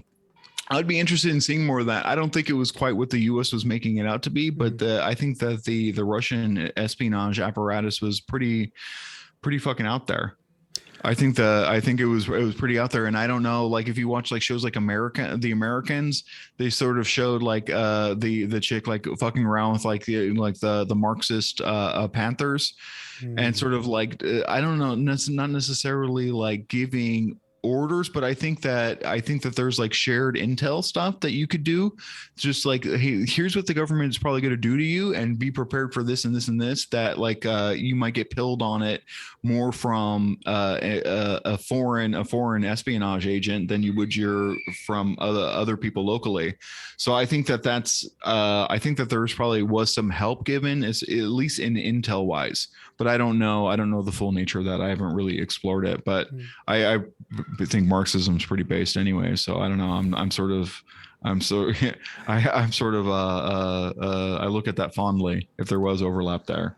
I mean, I know we've talked about this before, but it's just like in the past, communism hasn't really worked out that great. And I know that you've had look at Skid Row, motherfucker. What are you talking about? Fucking where's capitalism working out so good? You motherfucker, you work at a fucking you donate your time at a homeless shelter. You know what? You know who didn't have homelessness? The fucking Soviet Union, motherfucker. What do you mean? What do you mean? Eating their children? Go to Skid Row. Go to Skid Row in LA and look at what this glorious capitalism is doing to you, motherfuckers living in shit in tents. Come on. think for yourself, man. This shit ain't it. It's no good. You're working for the fucking betterment of the fucking rich homeowners in fucking LA and San Francisco, the tech feudalists. You don't want that. Come on. Don't sell your audience this bill of lies. Fucking workers of the world unite, baby. Let's go. Let's fucking let's break down these ivory towers. Let's unite together, motherfuckers. Let's go. Look at this. Let's go. Look at this red background, baby. Let's go. Preach. But also, we could do better than the USSR. USSA, let's go. The USSA. There you go. Well, because we've talked about before how you were talking about like having housing sort of as this collective idea where people can be we could sort of house people in a rational way where it's funded by, it could work. Can you kind of go over that quickly again, because I completely forgot. I just remember that it wasn't a Are you bad talking idea. about the micro mortgage idea? Yes, I think that's what we were talking about. This is like sort of like an ANCAP idea. However, I think it works as an interstitial thing. Above and beyond, we need like the like fucking like NIMBY, no, fuck YIMBY, no, that's no good. But FIMBY, of public housing in my backyard, I think that shit's space. We need much more public housing. There's way too much homelessness. There's way too much. The housing market is so overly financialized. Motherfuckers are like, they're suffocating. Right. It's very hard. They're spending like half their income on rent and shit. Right. It's not good. Hey, Now and when you're talking about like corporations and unchecked capitalism, you're talking about like companies like BlackRock buying up all these houses, just sitting on them. They don't care if they fucking fall apart. They can afford that shit. And so it sort of pushes out the middle class, and it makes it impossible for them to sort of buy a house and you know, and own property and have some kind of wealth to pass on to their children. And so I do see that as a problem, and I'm not saying that it's completely a terrible idea, but I mean, it's just that I've never seen I've never seen Marxism or communism work in a good way, where it doesn't end up where one person or one small group of people has everything and everyone is starving, eating their children, fucking killing fields of Cambodia. You know what I mean? It's funny that you say that, because like literally when people describe the worst successes of communism, they end up describing capitalism. Like we're literally talking about like homelessness and like fucking, and you could have taken that thing you just said and like literally blame capitalism for the same thing. It leads to the same externalities. But I would say that marginally speaking, in the way that people care about, I think that a Marxian outlook helps. And even not only that, it's also like an anarchist perspective, or unjust hierarchies. That's a lot of people. When I hear people say populist shit, it sounds like sort of a poor man's anarchy. It's sort of like a poor man's anarchist theory, because we don't like arbitrary elites. We don't like motherfuckers who inherited power. We don't like people who have sway because their dad was rich. No one likes that shit. And that's exactly the type of shit, like unjust hierarchy, unjust structures, motherfuckers who are touching the levers of power that shouldn't be. They're not there because of their merit. They're not there. They're there because of luck, some quirk of the system or whatever, and now this motherfucker gets to dictate our lives. No one likes that shit. I think that anarchism does Mythic know anarchism? Shut the fuck up, Neon. But cycling back, that idea that we had that I think we talking about lately is the idea of I think that the idea of like microloans, I think, is good. We can use eminent domain, and the government loves using eminent domain to build walls, to literally build highway systems through the inner city and displacing, marginalized, underserved communities, black and brown people. They love doing that shit anyways. How about we use eminent domain for something good? Grab apartment complexes, ungentrify some apartment complexes, turn them into like sort of like a nascent sort of half public housing, wherein studios and 1-bedroom, 2-bedroom apartments are sold as condos and subsidized directly through Fannie and Freddie Mac, Sallie Mae mortgage apparatuses. So like I think that could work, and it would like imagine like your rent coming out of your taxes. Yeah. So, or imagine your mortgage coming out of your taxes. That we can cut out the fucking duplicitous mortgage companies that literally spiked this economy in 2008, funding subprime mortgages, liar loans to like literally entrepreneurs, people who were like house flippers, who were flipping 5, 6, 7 houses that they couldn't afford, lost them all, foreclosed them. The bank took their investment money, their down payment, and then just resold them to someone else. And then when they didn't sell, just sold them to a holding group like Blackwater or BlackRock. So like yeah, I think that we could do a lot as far as for housing, and I think one of the main things is definancializing the housing market. I don't know how to do that other than sort of what we talked about, public housing and the introduction of sort of reasonably priced micro properties that people like you and me can actually afford. Because right. I don't have fucking 80K. No. I don't have 100K, 200K to do a down payment on these houses. I don't have enough money to do $100,000 above the asking price, which is like prevailing here in Austin. That shit's crazy. Like you said, they push out the middle class. They push out everybody but like the wealthy. Yeah. It's even the upper middle class are pushed out of home ownership now. Yeah, or left to be competing with one another for something that's not even worth what they're paying for. and it's Yeah. and that's fucking terrible. Like my nephew and his wife are trying to they own a home and they bought it before all this shit went sideways, and they're trying to buy a new home now, and I'm just like, you should just probably just sit in the home that you got, son, because I don't know what you're gonna find out there that's gonna be worth your time, especially in a shithole place like where I live.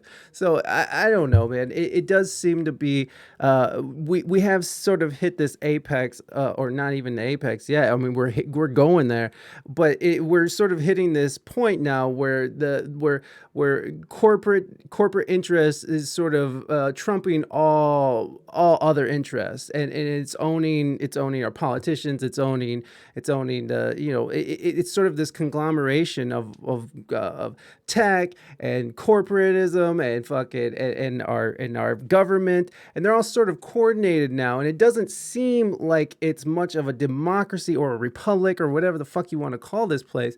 It does seem more like it's, you know, something that's not what we're being sold.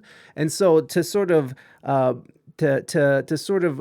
break it up a little, or in some sort of fashion. I don't know how this. I'm not an economist. I don't fucking know how this shit works. That shit's all fake anyways. It's all fake anyways. The economy is the concrete laws that they apply to I think the economy, the capitalism and like the models of economics are basically sort of post hoc things that they do after the fact to explain a bunch of irrational human behavior. And you could say, like, I don't think that it seems like a utopian thing where they talk about, like, you know, reaching this like this golden arch where like demand meets supply and everything, and like economies of scale. It's like, bitch, that doesn't really work anywhere, because there's market manipulation. You have competitors. You have 47 people making a different off-brand Oreo. All that shit is fucking fake and made up. All that fucking weirdo, like these perfect utopian, they seem like it seems like someone like severely autistic person just fucking went off one day and wrote a whole ass economic book, sort of cartoonifying the world in this way, these abstract, like, bitch, you can't put humanity on a graph. It doesn't work like that.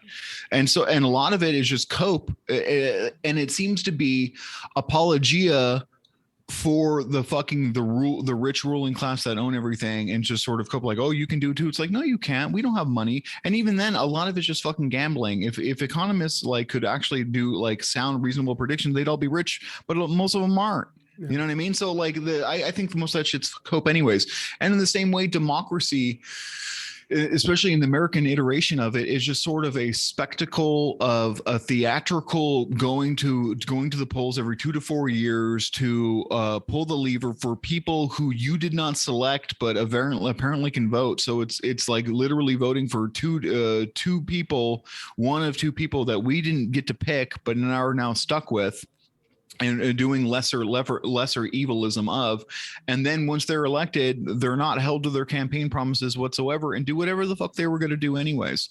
So elect, and not only that, when people are idealistic and they point towards a lot of the civil rights legislation of like the 70s and the new left, and you know, I don't think that the U.S.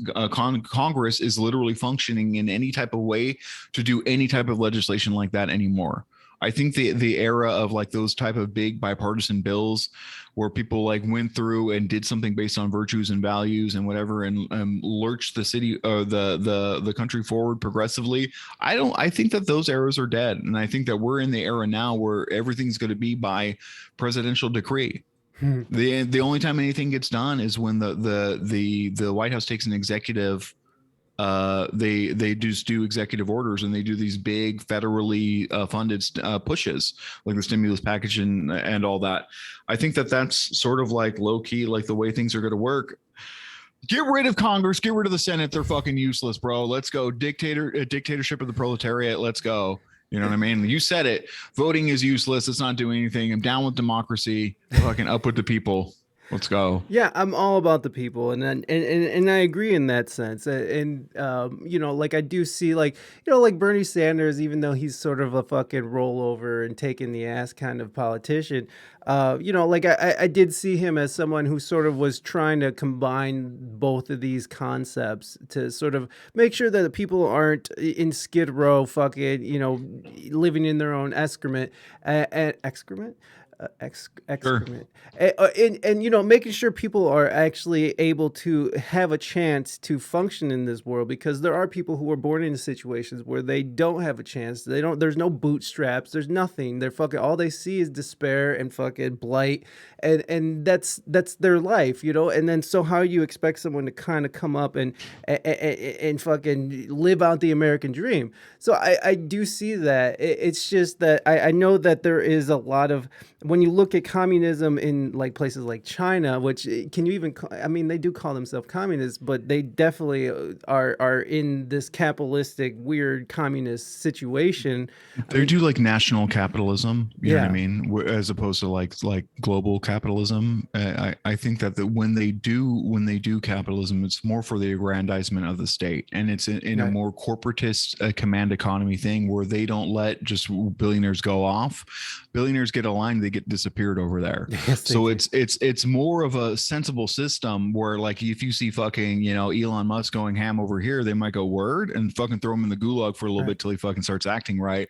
Maybe they take half his money or something, you know what I mean? Maybe okay, you're getting taxed, I don't like what the fuck you're doing. But I mean, I think that they have a more based way. Like, literally, if you're found like taking the people's money, they literally just fucking gulag, or like just like, you know, like they give you the wall. And I think that's maybe a better way to operate, especially when you have a politician who operates off public trust. There's nothing that violates trust or a faith in the system faster than seeing a politician stealing like your tax money, because you didn't have a choice to have your tax money taken.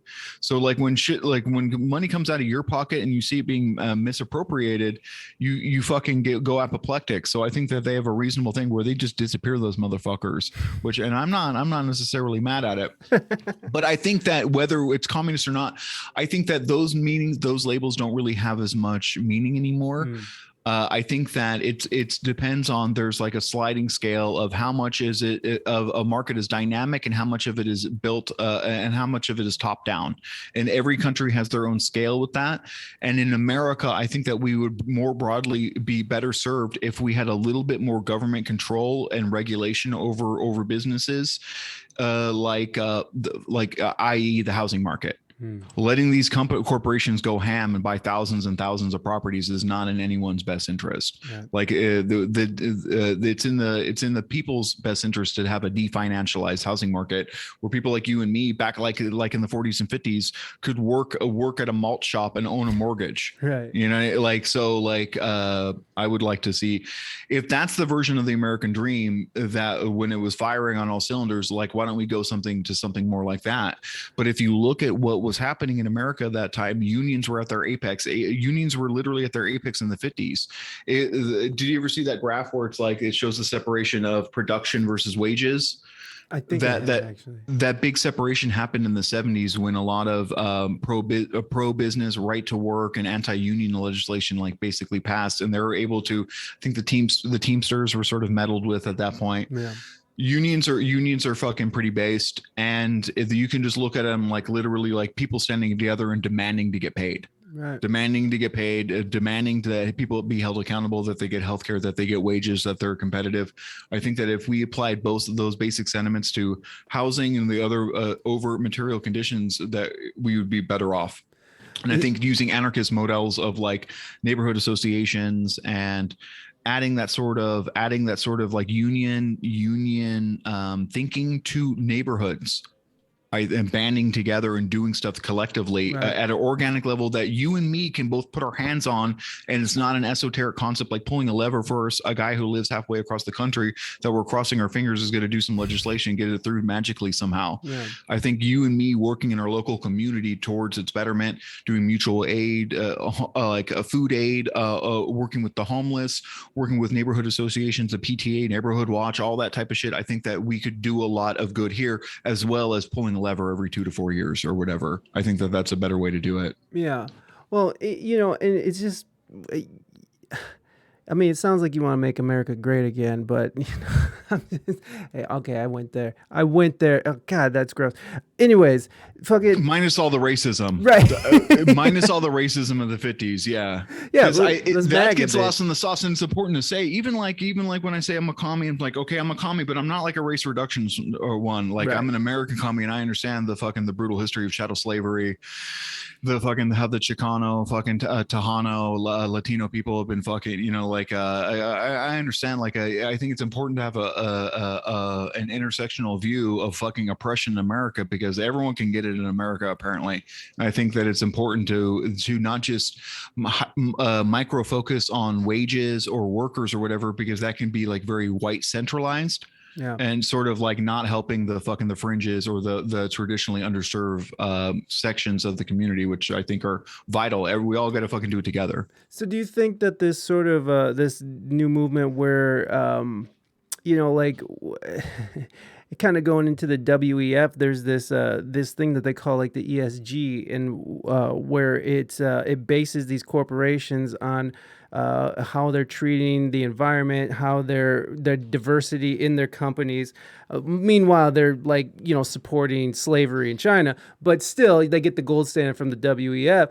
I mean, do you think it is a good thing to sort of start enforcing this, like you have to have 2 trans people, you have to have 3 black people, you have to have 4 Mexicans? Like, do you think that is a better solution? Sort of what people on the hard left are sort of aiming for is a sort of, more opportunity, more representation. Do you think that is a good way to go with all of this? I didn't see the ESG. I forgot what even ESG. No, I see it. I see the ESG, World Economic Forum. I have not looked into this. It's sort of just it's sort of like giving these companies like BlackRock and shit. F my last name. They said my last name. Yeah. Sorry, Ziggy. Yeah. Well, again, this is all cursory. Fucking. I just heard about this the other day from Russell fucking Brand. So I'm not trying to claim to be some expert or anything, but it's. Dude, who did he quote though? Was Russell Brand? So he Klaus Schwab. Carl Schwab, yeah, it depends. Like when he's reading from Jacobin, I tend to agree with Russell Brand, and when he's reading from Glenn Greenwald, I'm like, So it depends on who he's cribbing his ideas from that day. Shit,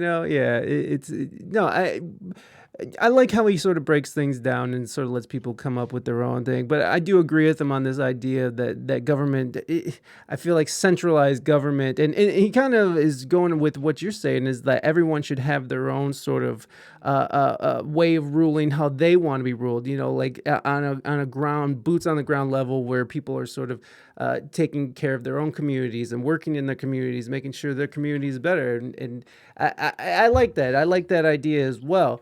But then you have, on the other hand, fucking, if you look at like people trying to dissent in Russia gets you thrown into gulags, or dissent in fucking in Shanghai right now gets you fucking welded into your house. Fucking your cats are being fucking thrown into bags.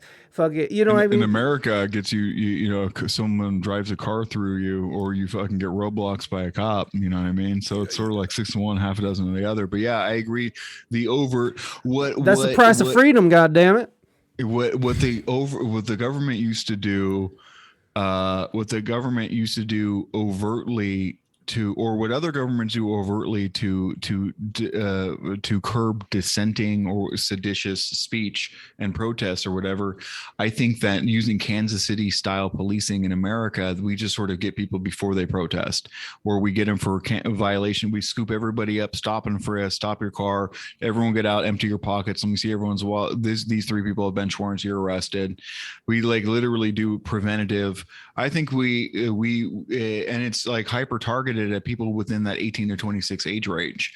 In the same way, like literally, if you look at it, You know how like in the wartime they arbitrarily designate certain sections of the populace as enemy combatants, and that way the stats look better. They're like, oh yeah, these all these people that are killed, they're not collateral damage. Those are actually enemy combatants. Why? They're between this age range. They were potential fighters. Yeah. So it's not even that bad. And I think that if you look at that as a lens of critique in America, you could almost say the same thing is happening here, where men of a certain age range are guilty by default by these fucking femoids, feminists, Me Too, and everybody, and by the police who are arbitrarily pulling people up. Yeah, you weren't ready for that, huh? You weren't ready for how pilled I was gonna get you. Fucking, I see you, forgotten man in America. I have not forgotten you. Come, grab my hand, and I will take you to the promised land. I can help you. Hey, not you. Hey, that was weird. Okay, but what was I saying? Oh yeah. You could see that as that we're sort of being pulled off and preemptively thrown in the gulag, but it's not for not the stated reasons that they want. But that is part of the thing. And if you look at it as an extension of broken windows theory, they wanted and like the crime bills and the super predator type thing, they want as many young men off the street as possible, because there's a correlation with violence, violent crime, sexual assaults, rapes, violence, murders, whatever, with when there's too many fucking hot-blooded men running through the streets without fucking jobs or a war to go do adventurism in. And during the 80s, we didn't really have either of those going on. There was no Vietnam. There was no big compulsory thing. I think the major callings of men in World War II and Vietnam made America boom. So we just need a big fucking war, baby. That's right. Get rid of all those contractors. We need to fucking World War III. I think World War III can make America great again, and provide the fractures that it would take for a revolutionary vanguard like me to start the dictatorship of the proletariat and get in there and start the United States of America and get motherfuckers like you, all those homeless people. They're housed, baby. They're housed. All the empty stomachs, they're filled, baby. Let's go. I think we can do it. World War III. Oh Jesus! Well, no, I see what you're saying. But I definitely, you agree. So he agrees. Let's go. I think seeing your point and is not the same as agreeing. I think it's just like being able to have a conversation without shutting it down. And kind of. So, do you then think that a part of that solution is sort of forcing these companies to put in fucking 6 blacks, 4 Mexicans, 7 transgenders, like, and just going for it? Like, do you think that is a plausible solution? Well, hold on. No, let's get down to brass tacks. How many of the blacks are the transgenders, and can they overlap? Now the blacks, are they cishet, or can some of them? What's the genitalia situation on some of these? There blacks? has to be at least fucking 3. What's the cross sectional? Is that what they're called? What's the intersectional? Intersection. They have to have at least 4 to 5 intersections in order to work at Google. Oh, that's pretty based. I think that's better than that. So you're familiar with the idea of a progressive stack? No. Okay. All things being equal, same qualifications. You have a job. Everything's like, let's say you literally made 2 mechanically similar people.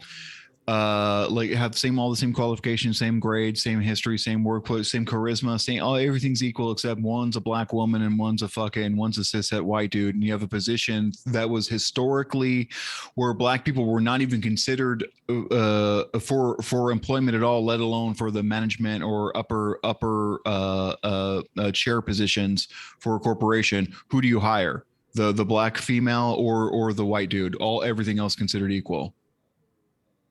I mean, without sounding like a piece of shit, and which there's no way to answer this without sounding like a piece of shit, but I mean, you would think that you'd want to go for whoever is most qualified. Is that a reasonable? I already said all the qualifications are the same. Okay, so given the historical racism and systemic oppression against. Do you recognize that there's been a systemic? Now, see, Mike, as a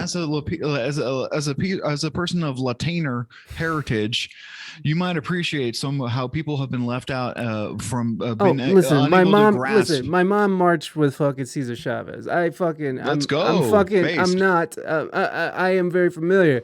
I'm just. What I'm saying is that I don't know if segregation and the sort of the way it's going towards this anti-white movement is the right answer. I don't know. I don't think that making barriers is that segregation. We're literally talking about integration. No. We're talking about everything segregation was the wrong word. Segregation was the wrong word. You misspoke, and therefore you lose. Now you lose because you said you did a whoopsie. You did a whoopsie word, and now I'm gonna fucking railroad you on this thing. Look, listen, we're talking about integration, not segregation. Okay, yeah, you're right. And I did misspeak, and that was my bad. I'm a fucking asshole, piece of shit. And therefore I win. Chalk one up for me.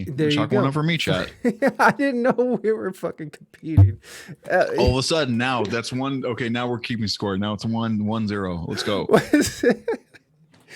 No, but I guess what I'm saying is that there is sort of this movement, this super anti-white movement, and as much as I like to shit on the white man, in which I do plenty, I do plenty. I don't know if creating that barrier between the whites and the rest of everybody is the right way forward. Now, to answer your question, I would probably go with the black woman. I would probably, just because I lean brown. That's just me. But yeah, do you think that there will be like better food in the shared fridge, like no raisins in the potato salad, shit like that? Are you talking about like cultural differences? They're not going to put on country music on, you know what I mean? I like country music. Okay, well, okay, 2-0 now, chat. I win. That was another dub for me. Look, he's self-reporting. I don't care. I enjoy country music. Not the shit that's on the radio, but there's some good shit.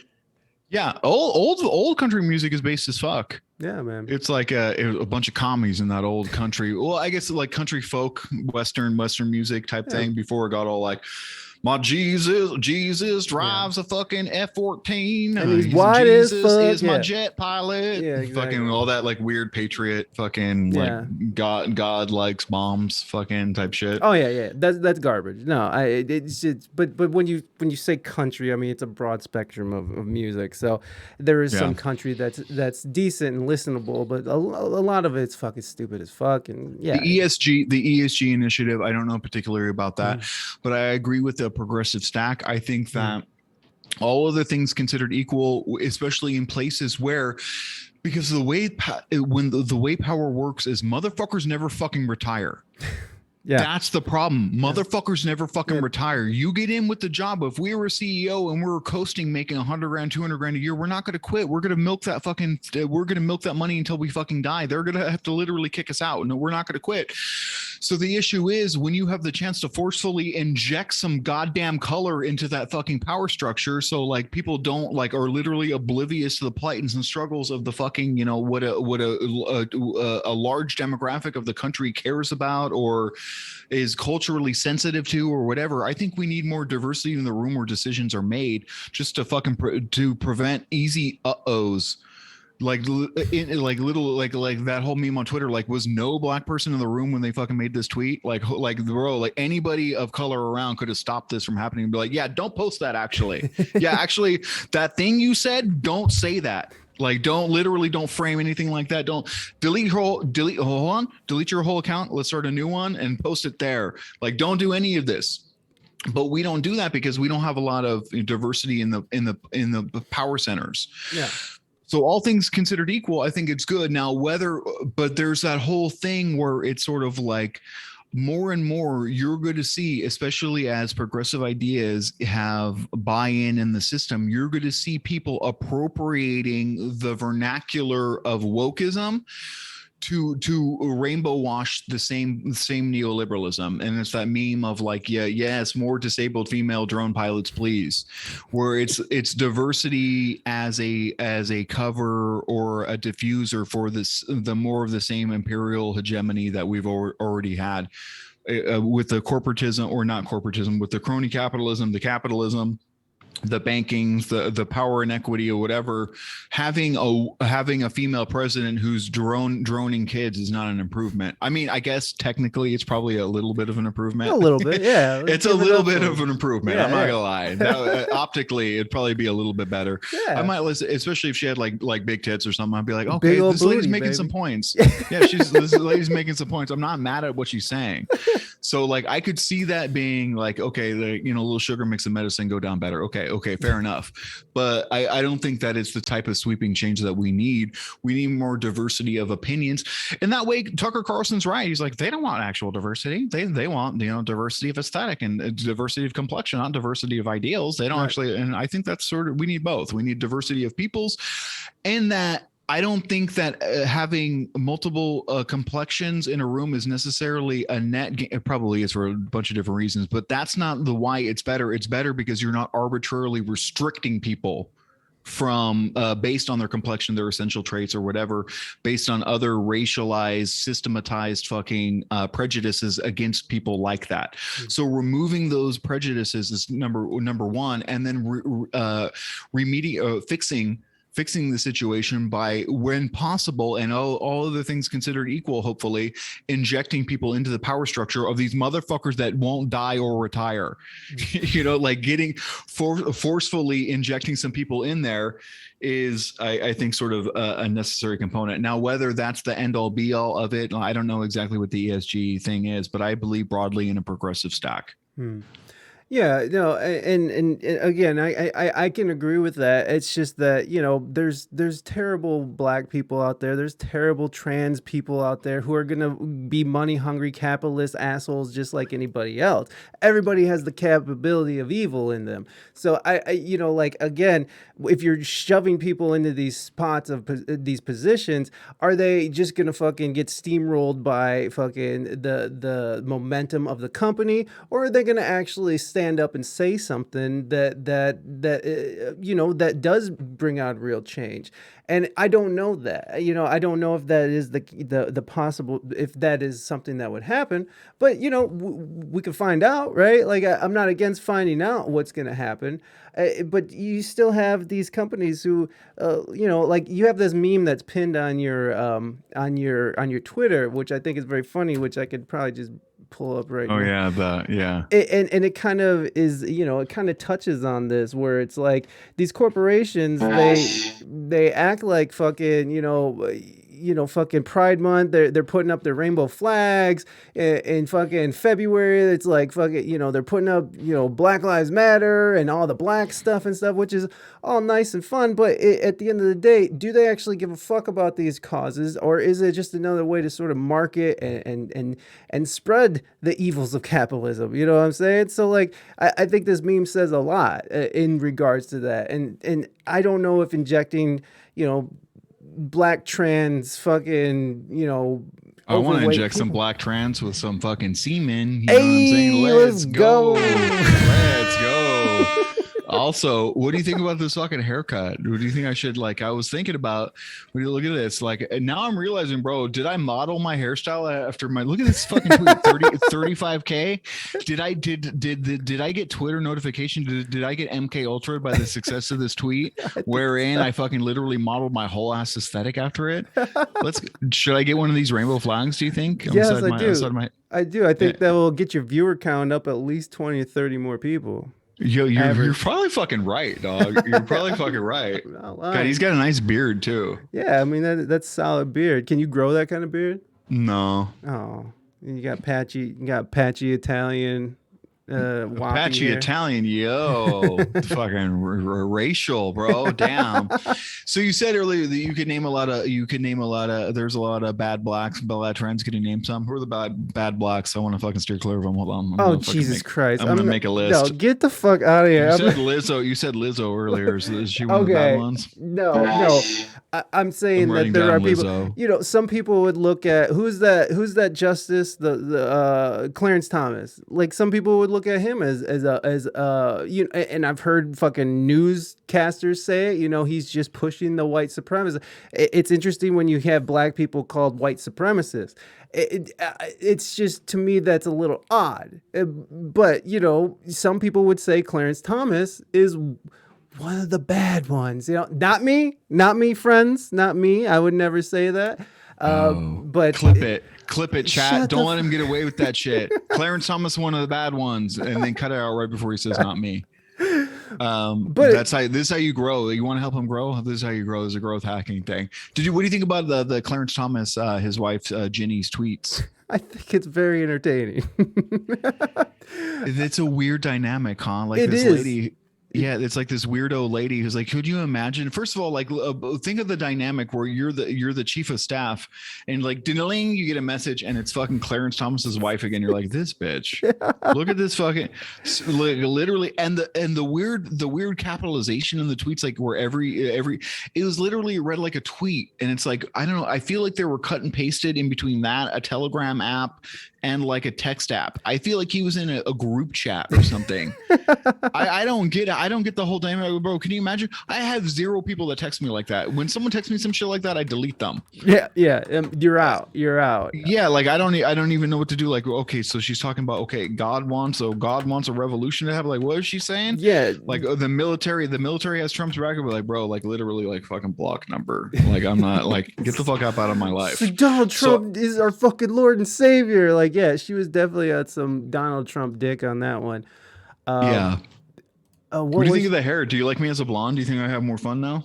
Yes, I do. I mean, there was definitely a direct correlation between fucking brown-haired mullet to blonde-haired mullet to viewership going up. You know, I mean, there was a direct correlation. As soon as you got blonde mullet, like, you had more numbers. It was more numbers. And the mustache. I think the mustache as well. You think it's racism?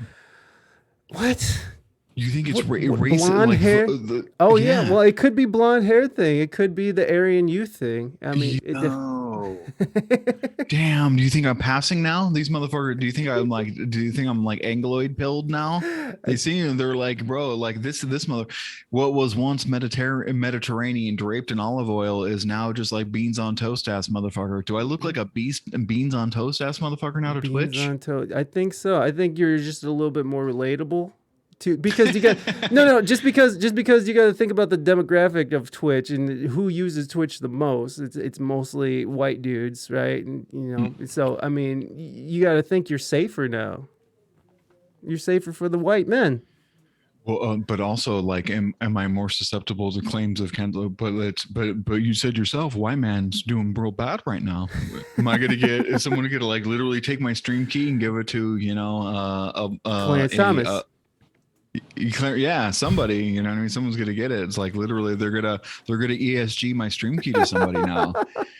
If they do, what if I like just did a little quick change, come back, you know what I mean? Put on an Italian shirt, like a little Ferrari, put on like a little Ferrari jumpsuit or something. Oh, you know yeah, what I mean? That'd be awesome. Those fucking those sunglasses that are fucking, you know, that fade up. Yeah, fuck gold yeah, chains fuck and shit. yeah, let's go. Yeah, let's fucking forget about it. Okay. Yeah, let's go. That's the whole ass vibe. I might fuck around and do that anyways. That would be actually pretty tight.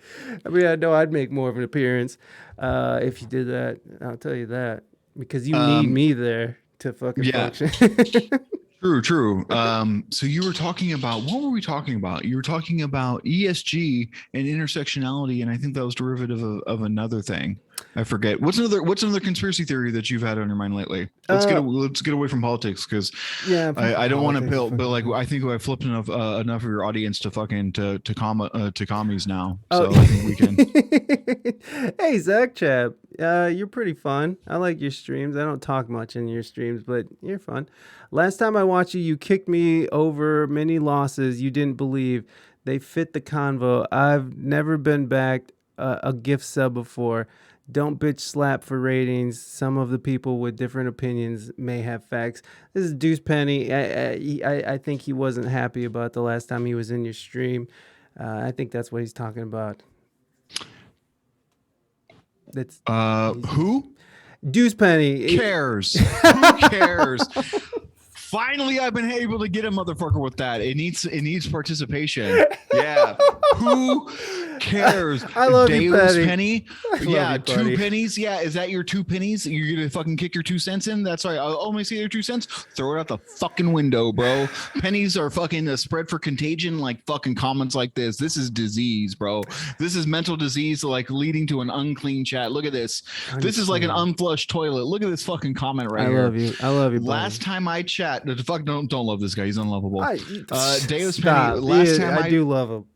Last time I watched you kicked me over many losses you didn't believe. What the fuck does that mean? Is that a poem? Is this motherfucker writing you kicked me over many losses you didn't believe. What the fuck is that? Am I a horse? Am I a racehorse? What does this mean? All right. Well, I do have another conspiracy. I want to go over.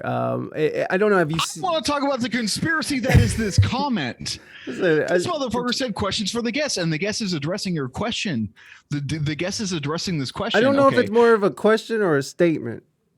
Yeah, there's no question marks. I don't think there was. I think he was just trying to let you know that you can go fuck yourself. I think that's what I have never given back a gift sub before. You didn't do it then, stupid. How the fuck do you give back a fucking gift sub? What the fuck kind of, what are you saying? What are you saying? Rise, thank you for the follow.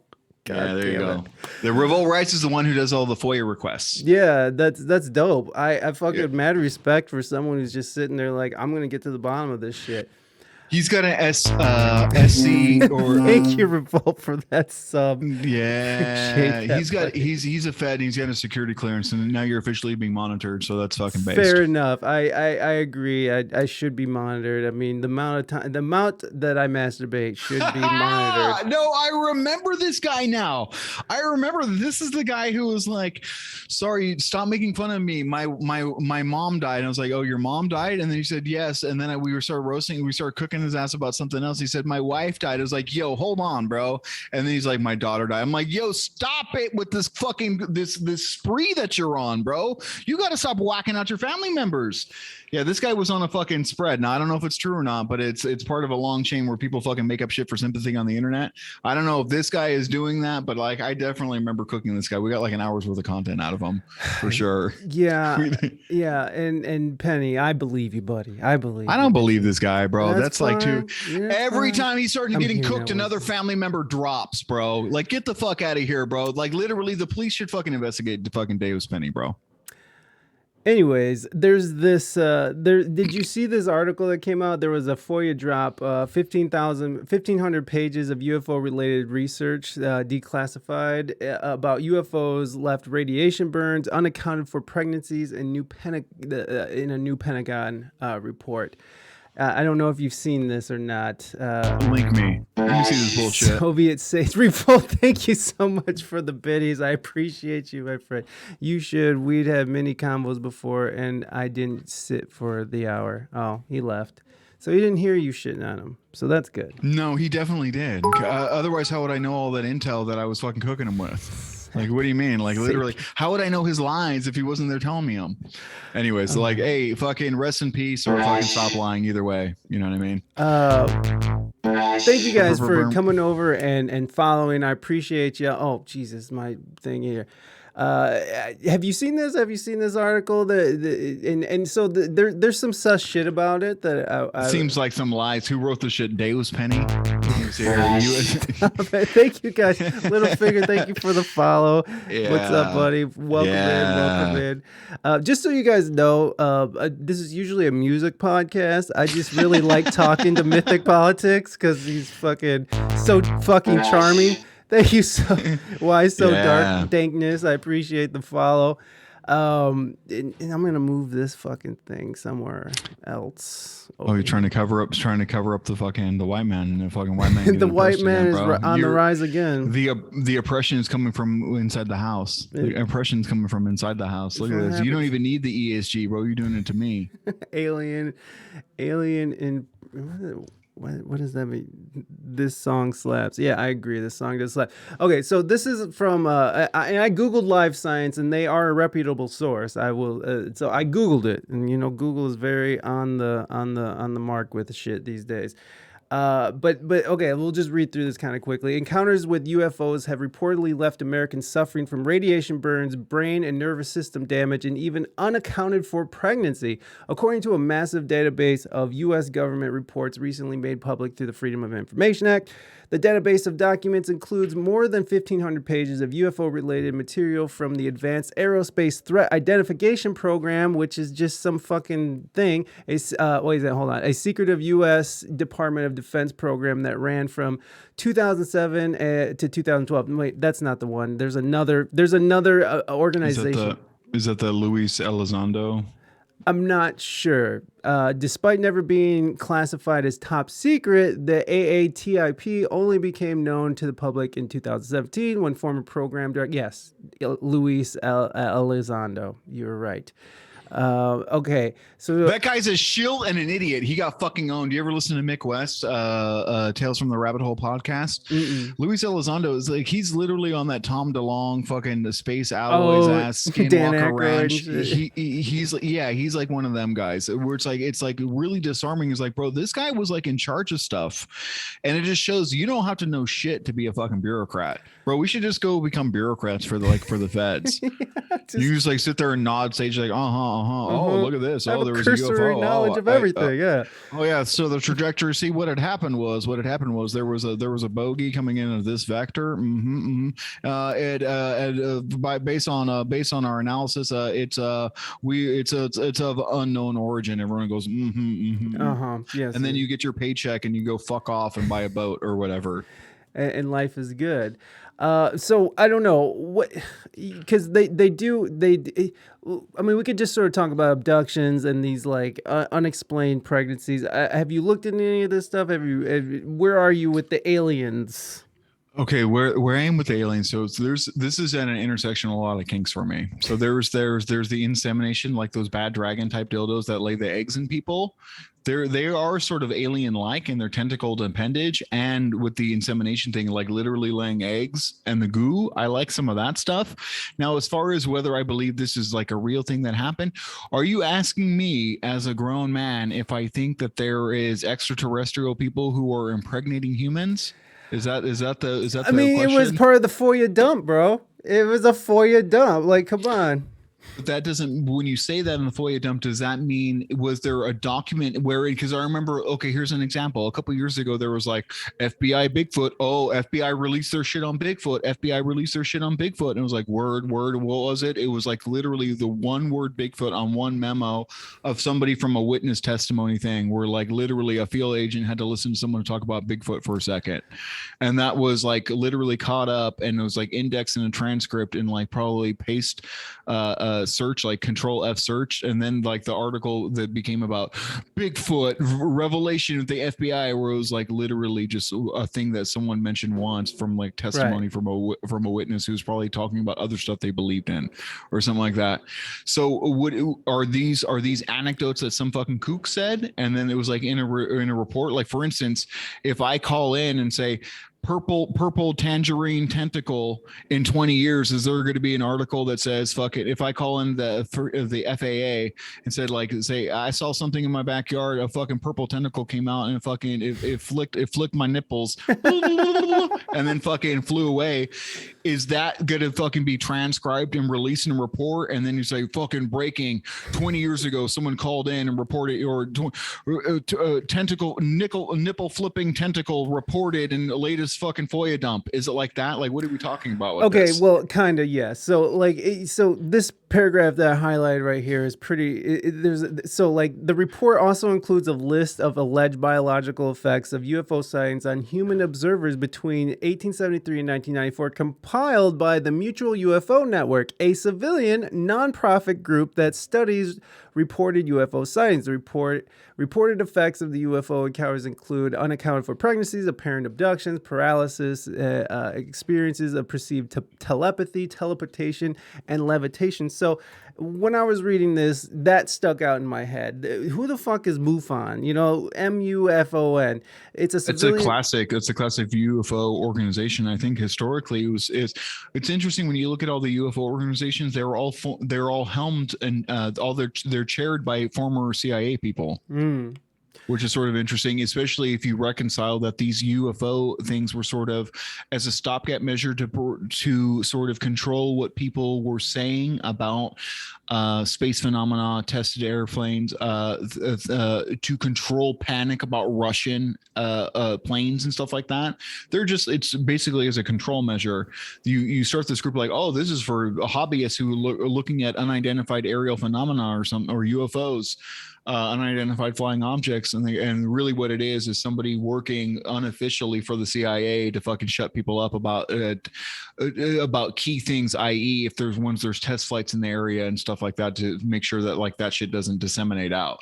I think is like the real thing. Now, whether there's actual aliens, extraterrestrial, I'm sort of anti-alien pill, to be honest. Oh. And let me tell you why. When was the last? I don't know. Your mileage may vary, but when was the last time you believed in a thing and it ended up being true? Especially with the conspiracy theory. My arc is that none of it is. Literally. Oh, except the CIA shit. Yeah. Now, if you tell me aliens are CIA, I'd be like, oh, I might get repilled on it. You know what I mean? Like, oh, well, shit. No, I didn't. Which is funny. Jim Keith literally had that thing. I have a book on there. I have a book called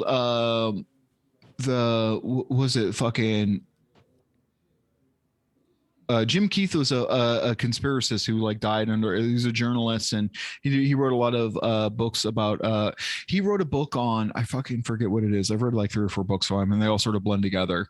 He's an overly credulous guy and he just prints whatever the fuck he sees type deal. So it's really taken with a grain of salt.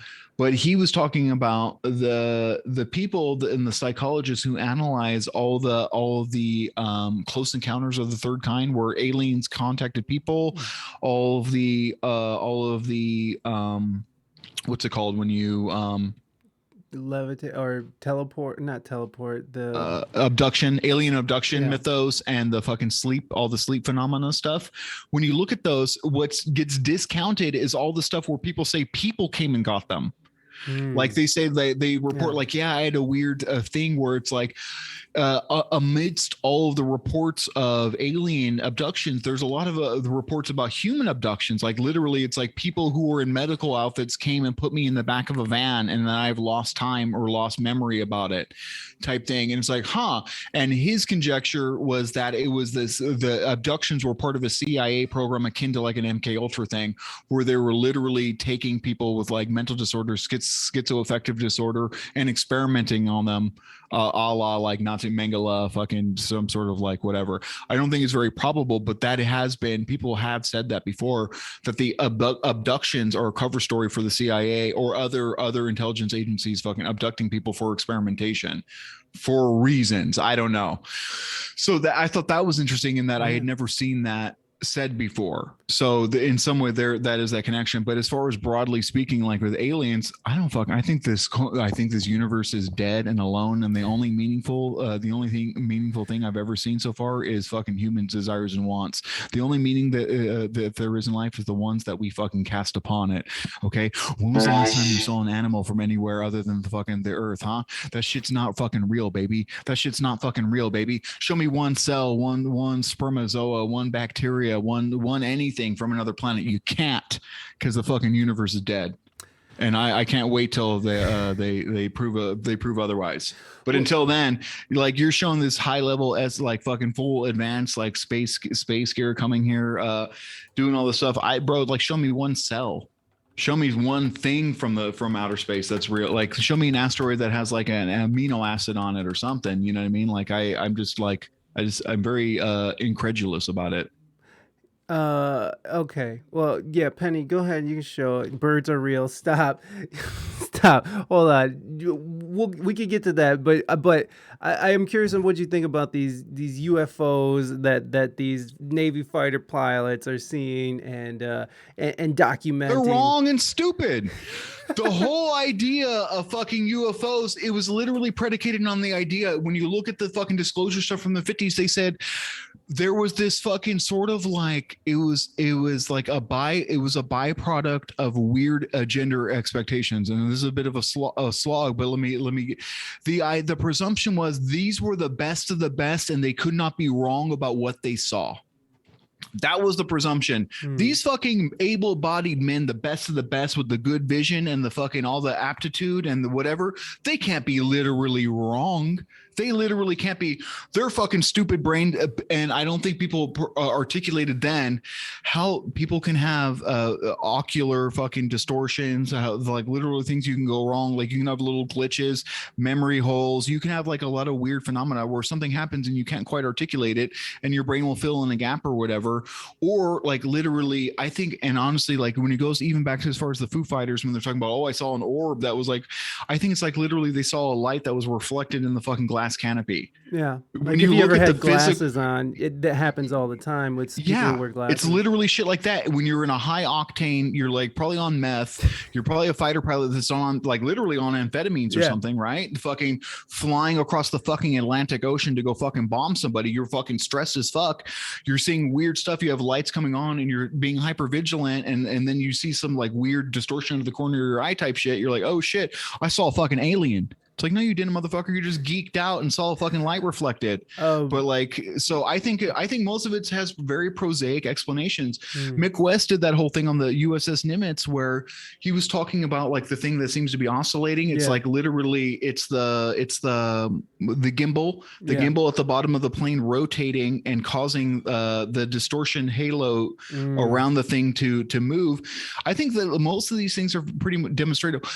When you're talking about literally a craft coming down and doing radiation burn, I don't have an answer for that. There might be some sort of program. There might be some sort of a tested thing. That might be some sort of like new engine that they were trying to build. That might be some type of something.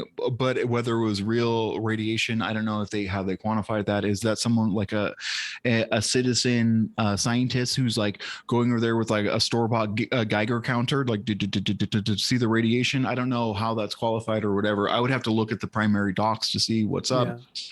But I think most of that shit is fake and gay. Well, Jesus Christ.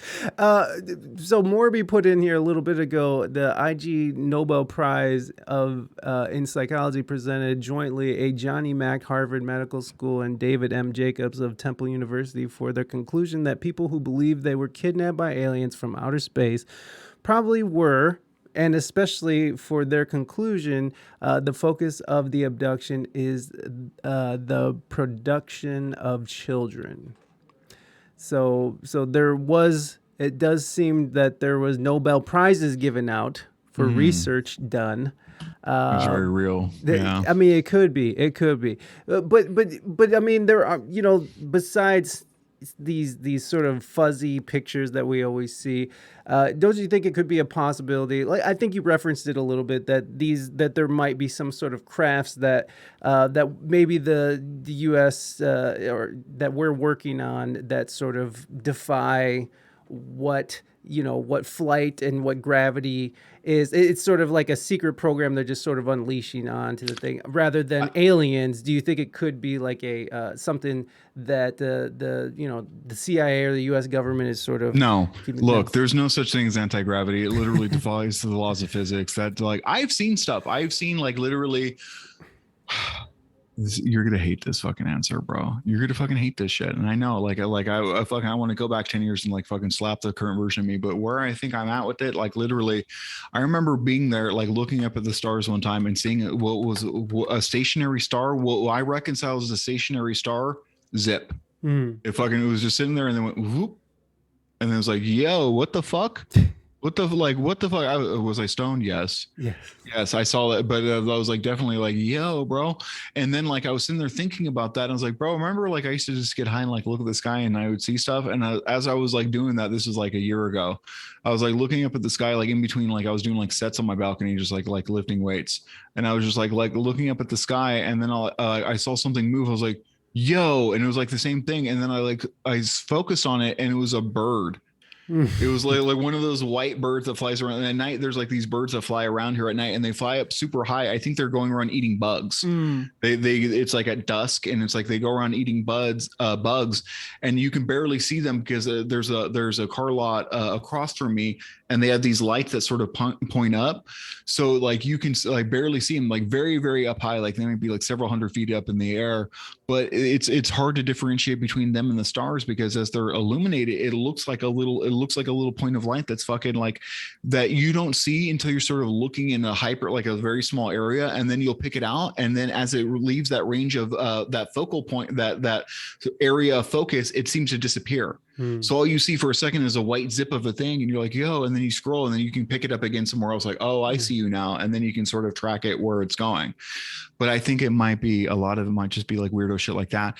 The Nimitz Mick West, after like doing like sort of an exhaustive like physical test and like what projections and like looking at all the testimony, he's like, they're like, what do you think it is? He's like, probably a seagull. I think they were tracking a seagull.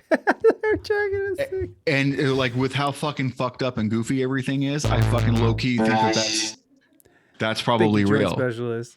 Thank you for that follow, Droid Specialist. I appreciate that. Seagulls. So are birds real then? That leads us to, are birds real? No, I think obviously. Obviously. I'm low key insulted by like the fact that you would like pose such a basic question. No, I don't believe birds are real. Birds are part of the capitalist plot against communism. All to keep Clarence Thomas in power. Who's a white supremacist?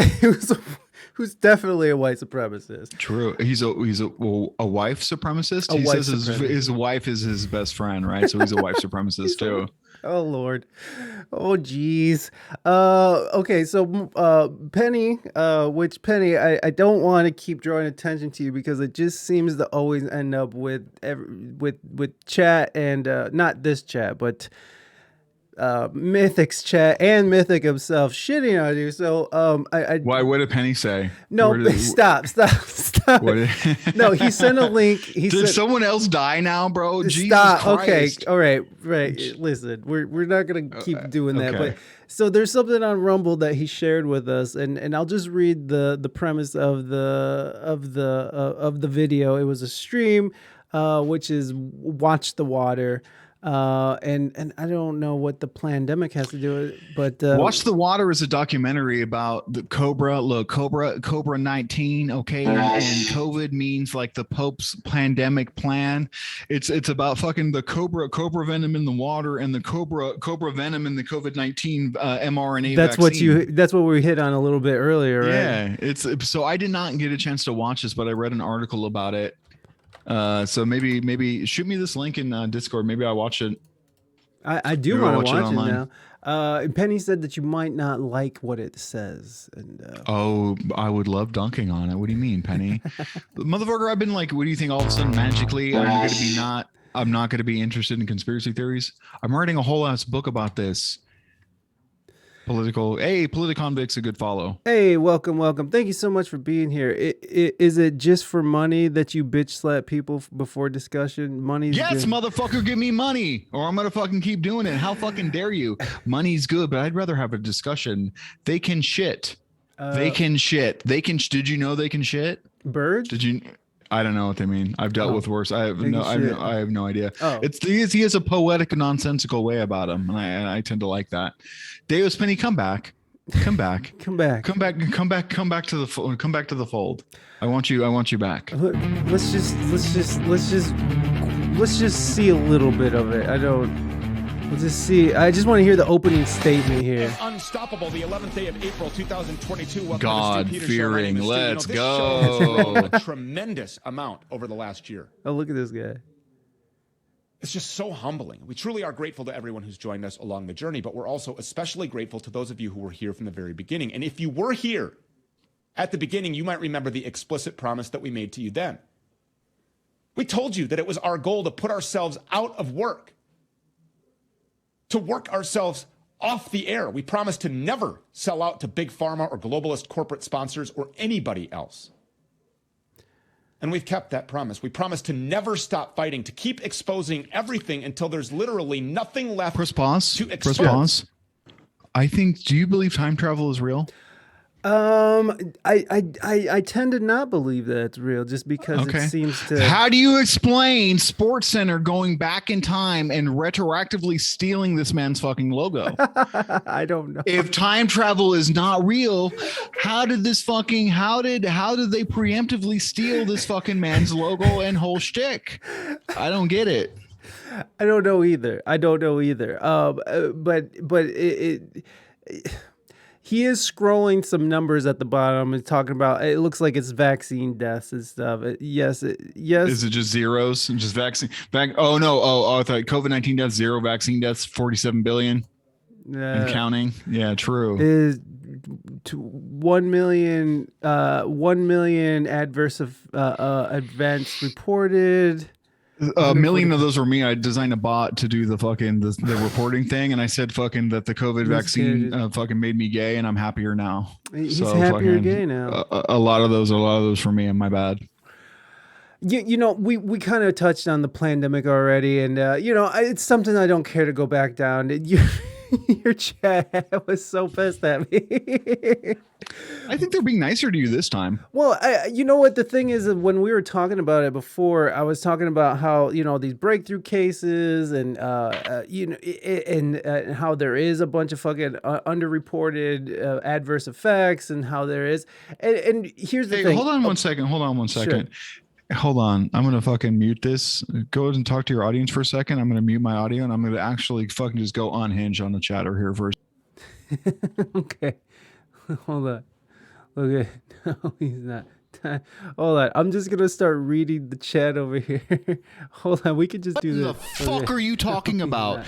What in the fuck are you saying? What in the fuck are you saying with this fucking weirdo bullshit? Oh, what a little fucking prank that we would fucking play is, why don't we all fucking leave? Shut your fucking little slutty ass the fuck up. What in the fuck are you talking about?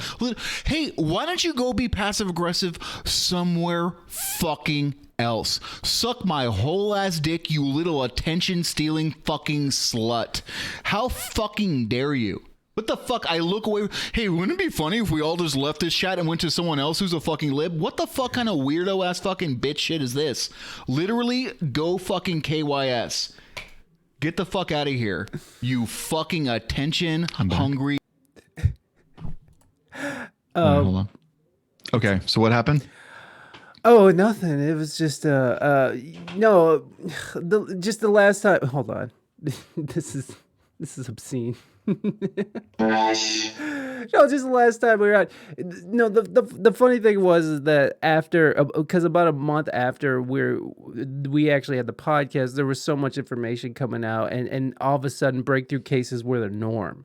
And so all of a sudden, it went from that this is 99% effective, and we even watched a video, I think, where it just shows a bunch of numbers and headlines, and you're like, great, this is headlines, numbers, okay, whatever. But what ended up happening is that these breakthrough cases became so prevalent, and now it's just sort of the norm now. Like, people just ended up getting fucking COVID. You could be 4 times vaxxed, and you still end up getting COVID. What I'm saying is that your chat had me because I was saying this shit, and then fucking a month later, it was just the normal thing. So yeah, but the framing on it is still fucked up, because if you're 4 times vaccinated and you get a case of COVID, you're like it's very unlikely that you're gonna die from it. Yeah. Okay. So like, as far as depth, so you're conflating things. No, because it started out is that you won't get it and you'll be fine. I don't think that was ever the framing. Please, no, there was. Media is an imperfect vehicle for disseminating scientific talk. That's always the issue.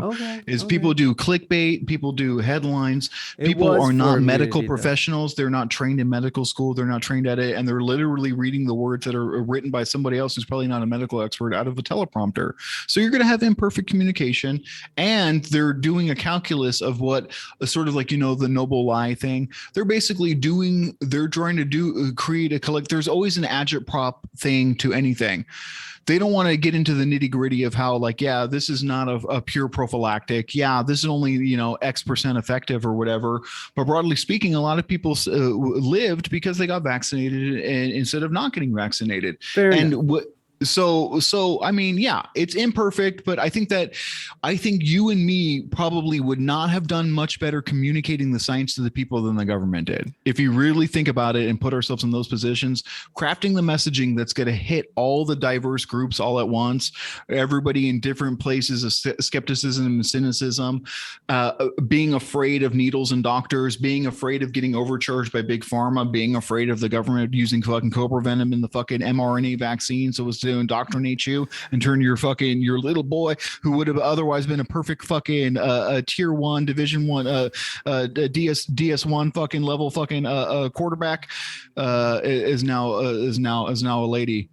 I think that people are scared of that, and that makes sense. So crafting one message that is going to wholly hit that whole segment is difficult, especially all at once. And you're always going to have people giving you pushback on different things, and you just have to sort of dig deep and fucking pitch it. If I was going to be charitable and steel man up the government's case, and if I was going to be uncharitable, I'd say they fucked it up. They just fucked up the messaging, and it led to people being more vaccine insecure. Yeah. No, and I tend to agree with you. And I mean, I didn't mean for us to go back in there. I was just sort of circling back and just sort of defending myself. But the way that you put it and the way that you paint it, I feel like that's an overarching theme of this is just sort of like how things are framed, how people perspective, and how messages can get sort of mixed and it can blur. I feel like that's sort of something that's been running through this whole podcast or this whole fucking stream, that depending on who's saying the message, who's framing it, and how it's framed, how you see it, how Building 7 was already a fucked up building, how the fucking gimbal was a reflection of a gimbal on a thing. It's all about perspective and all about framing. I just was fucking coming back. The fuck was I phrasing? A D1? What's the first string college? Yeah, it's D1. That's right. Fuck.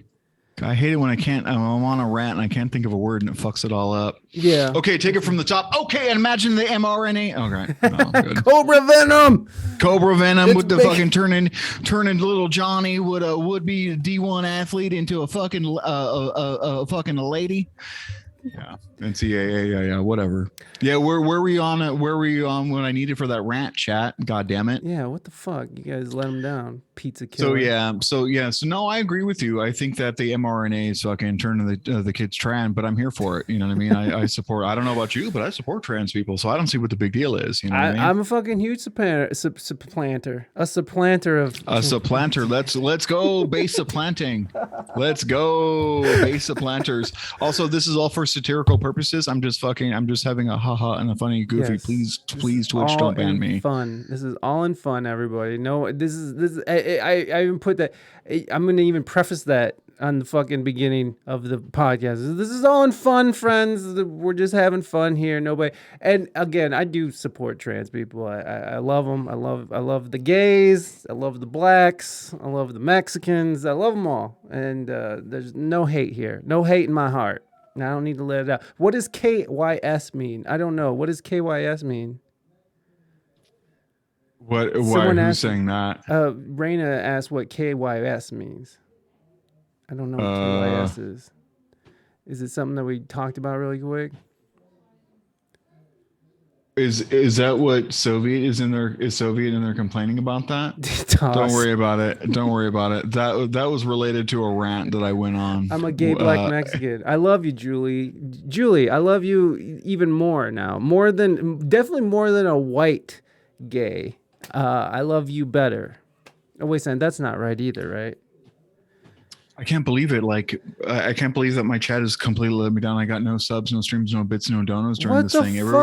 Everybody's giving We Speak English Good attention. And, I don't even know if he speaks English that good, to be honest. You know what I mean? I think that's fucking sort of like, I don't know, racist, yo. Racist. My chat's flipping on me, bro. I think you're going to inherit all my chat now. Bro, I subbed him. And now I'm racist. See, now I'm a Mexican white supremacist. However, that happened. Based. I don't know. I'm in the same Hugo Chavez shit. Let's go. Fuck. You actually hurt my feelings, Dick. Oh. I hope that's suck not my for me. dick, you fucking attention grubbing little fucking you harlot, you succubus. Yeah, Jesus Christ. I did. What did you say? It's like toss my fucking salad. That's what you said. You're like toss my fucking salad. Did I? You said that this morning. I was listening to you fucking this morning because again, yeah. I woke up to you. I went to bed to you. I dreamt of you, and then woke up to you, and there it was. Amber, no offense to anybody. You guys know I'm not a fucking asshole, and I support everything. I mean, maybe not in fucking Mythic's chat, but I'm not trying to be a dick here. You know what? What's the most wildest, just sort of wrap up, because I know that we've been going at it here for fucking hours now. So I'm sure you want to get back to yelling for subs at your chat and getting it going. So what's the most fucking wildest conspiracy that you've researched that you want to write about, that you're excited to write about? The craziest, most illogical conspiracy theory is supply side economics, aka capitalism and Reaganomics. I think that is the most overtly disproven conspiracy theory of all time. It's literally fucking it's like a fucking chromosomally fucking aberrated child must have dreamt this up. It's fucking literally retarded. It's fucking it's fucking gay. It's absolutely fucking incorrect. The thing that I'm most interested in talking about is probably now with my buddy Revolt Rise. I would like to retouch upon the Manson stuff with the Tex Watson, with the looking at the Tex angle on that, and probably the Area 51 disclosure stuff. So I have an upcoming video series with Revolt Rise with a lot of stories, underreported stuff that's happening, not as a result of the nuclear, the disclosure that we broke live on Mythic Politics, twitch.tv/Mythic Politics. We actually did some breaking disclosure stuff for Area 51, which was fucking exciting, unexpected, or whatever. So above me, so like taking some of those disclosure documents, and I think that there's some seminal stories in there that are underreported, undertold, that show sort of the underbelly of what happens during black ops, clandestine projects, and how sort of people can be marginalized in them. Above and beyond what you can say, like the group harm net effective for the country, there's also human agents in there that were maligned, hurt, undervalued throughout that scenario. A lot of the contractors and stuff like that. There was unplanned excursions. There was people who were wounded, whose their families went through loss as a result of some of these maybe reckless experiments into fucking the tapestry created by God, with this profane, sacrosanct nuclear fucking testing under the cover of aliens, using the cover of aliens to do this fucking nuclear testing and blow people the fuck up, people getting blown the fuck up over in Area 51, and they're hiding the fucking story. So we have some stuff like that we're going to be talking about, a lot of cool stuff like that. It's just like, generally speaking, fucking follow me Twitch, Mythic Politics everywhere. Also follow We Speak English Good too, of course. Yeah, me. And again, this is a music podcast, which goes there. We go there. So, just so you know. But yeah, that's really fucking cool, man, that you were breaking news and breaking these documents on your stream. Where do you want to take Mythic Politics? Where do you want to take it? Do you want to take it to the point of infamy? I mean, like, how far do you want to take this? Well, I mean, it's just have fun. I just want to, I don't know. I want it to be scalable, maybe like have one person help me with the stream, one person help me, like maybe organize research for the book, one person help me edit, like a small little bootstrapped startup type deal that's like scalable, where I like sort of the Joe Rogan model, where that dude basically he has a very lean team and he just rocks out, and if he like doesn't feel like doing a podcast, he just doesn't do one. I sort of like that model. I think that's the way to do it. Just be in control. Don't have as few people as possible in between what you want to say and you saying it is best. I think as long as we can keep a bunch of executives out of there who are like parsing through what I'm saying and having legal comb through it and everything like that, and just keeping it fun, extemporaneous, and keeping the research good and grounded. I think as long as the findings are grounded and reasonable, and using the modals of science and like coming to better clear-eyed understandings that's cross-sectional, with the understanding that a lot of these things that are conspiracies are really just cross-sectional applications of the military-industrial complex, just them spinning yarns to cover up different aspects that they would like to keep sort of fucking hidden about, like real loss of life, like real campaigns, like real drone casualties, like real other stuff, real fucking money sucking holes, black funded projects for planes and other stuff like that, and the little lore that are convenient covers up to the actual fucking money dumps where our tax dollars are going down the fucking drain.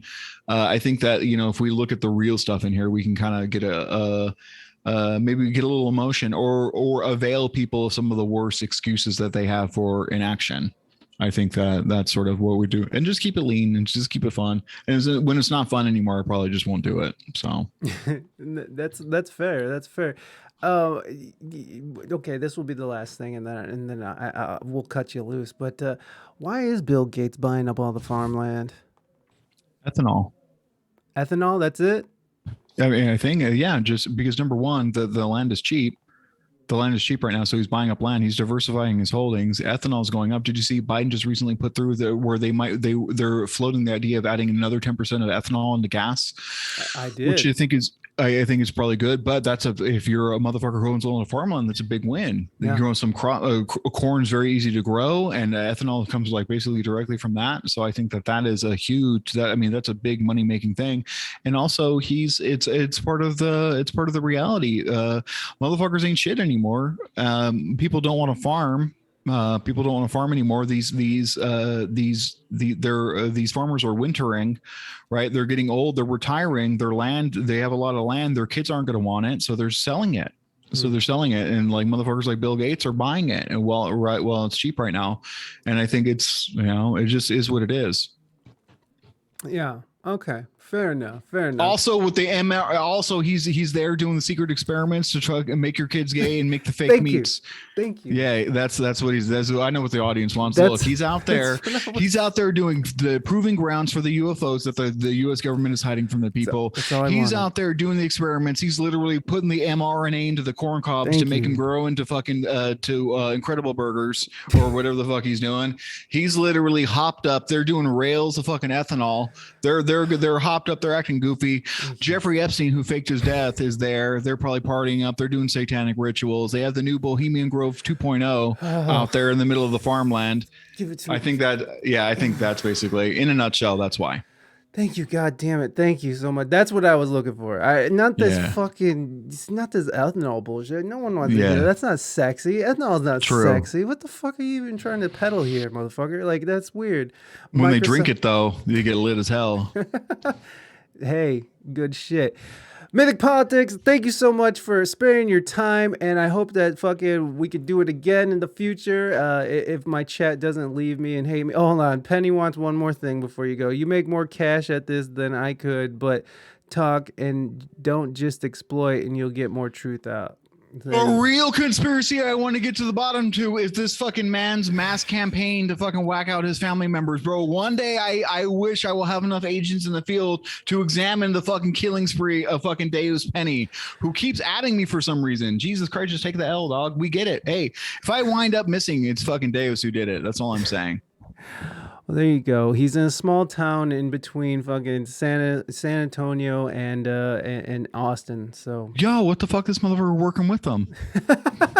Damn. No, I'm sorry. That was fucked up. Holy shit. I'm sorry, man. That was not a good way to end the fucking podcast. I do apologize for that. Listen, Penny, I love you, brother. And fuck it. There is a little truth behind it. You keep at it, and he's gonna keep shitting. So that's what I'm saying. I should have just moved on. We should have just let him go and fucking keep bringing it up. Yeah, suck my dick, Deus. All right, thank you so much for having me. I appreciate you. No worries, I appreciate you. All right. Mythic Politics, everybody, give him some love. Yes, son. All right, guys. Thank you, guys. Much love. I'll talk to you soon, buddy. You have a good time. Oh, shit. Wow. Well, that was exciting. It's been a while since we went down those paths, and probably a good reason. probably a good reason. Thank you. And Penny, I love you, brother. And, you kept adding him, and that's probably not the best move. It was something. Yes, it was. But I'm not, I'm with you. I love you, brother. It's fucking, and I don't think you're lying about shit. I know you're just trying to get your point across, and I don't know. It might have not come off all that great, but I just know that I love you, brother, and that my fucking Mythic's opinion about you doesn't reflect my opinion on you. So I just want you to know that.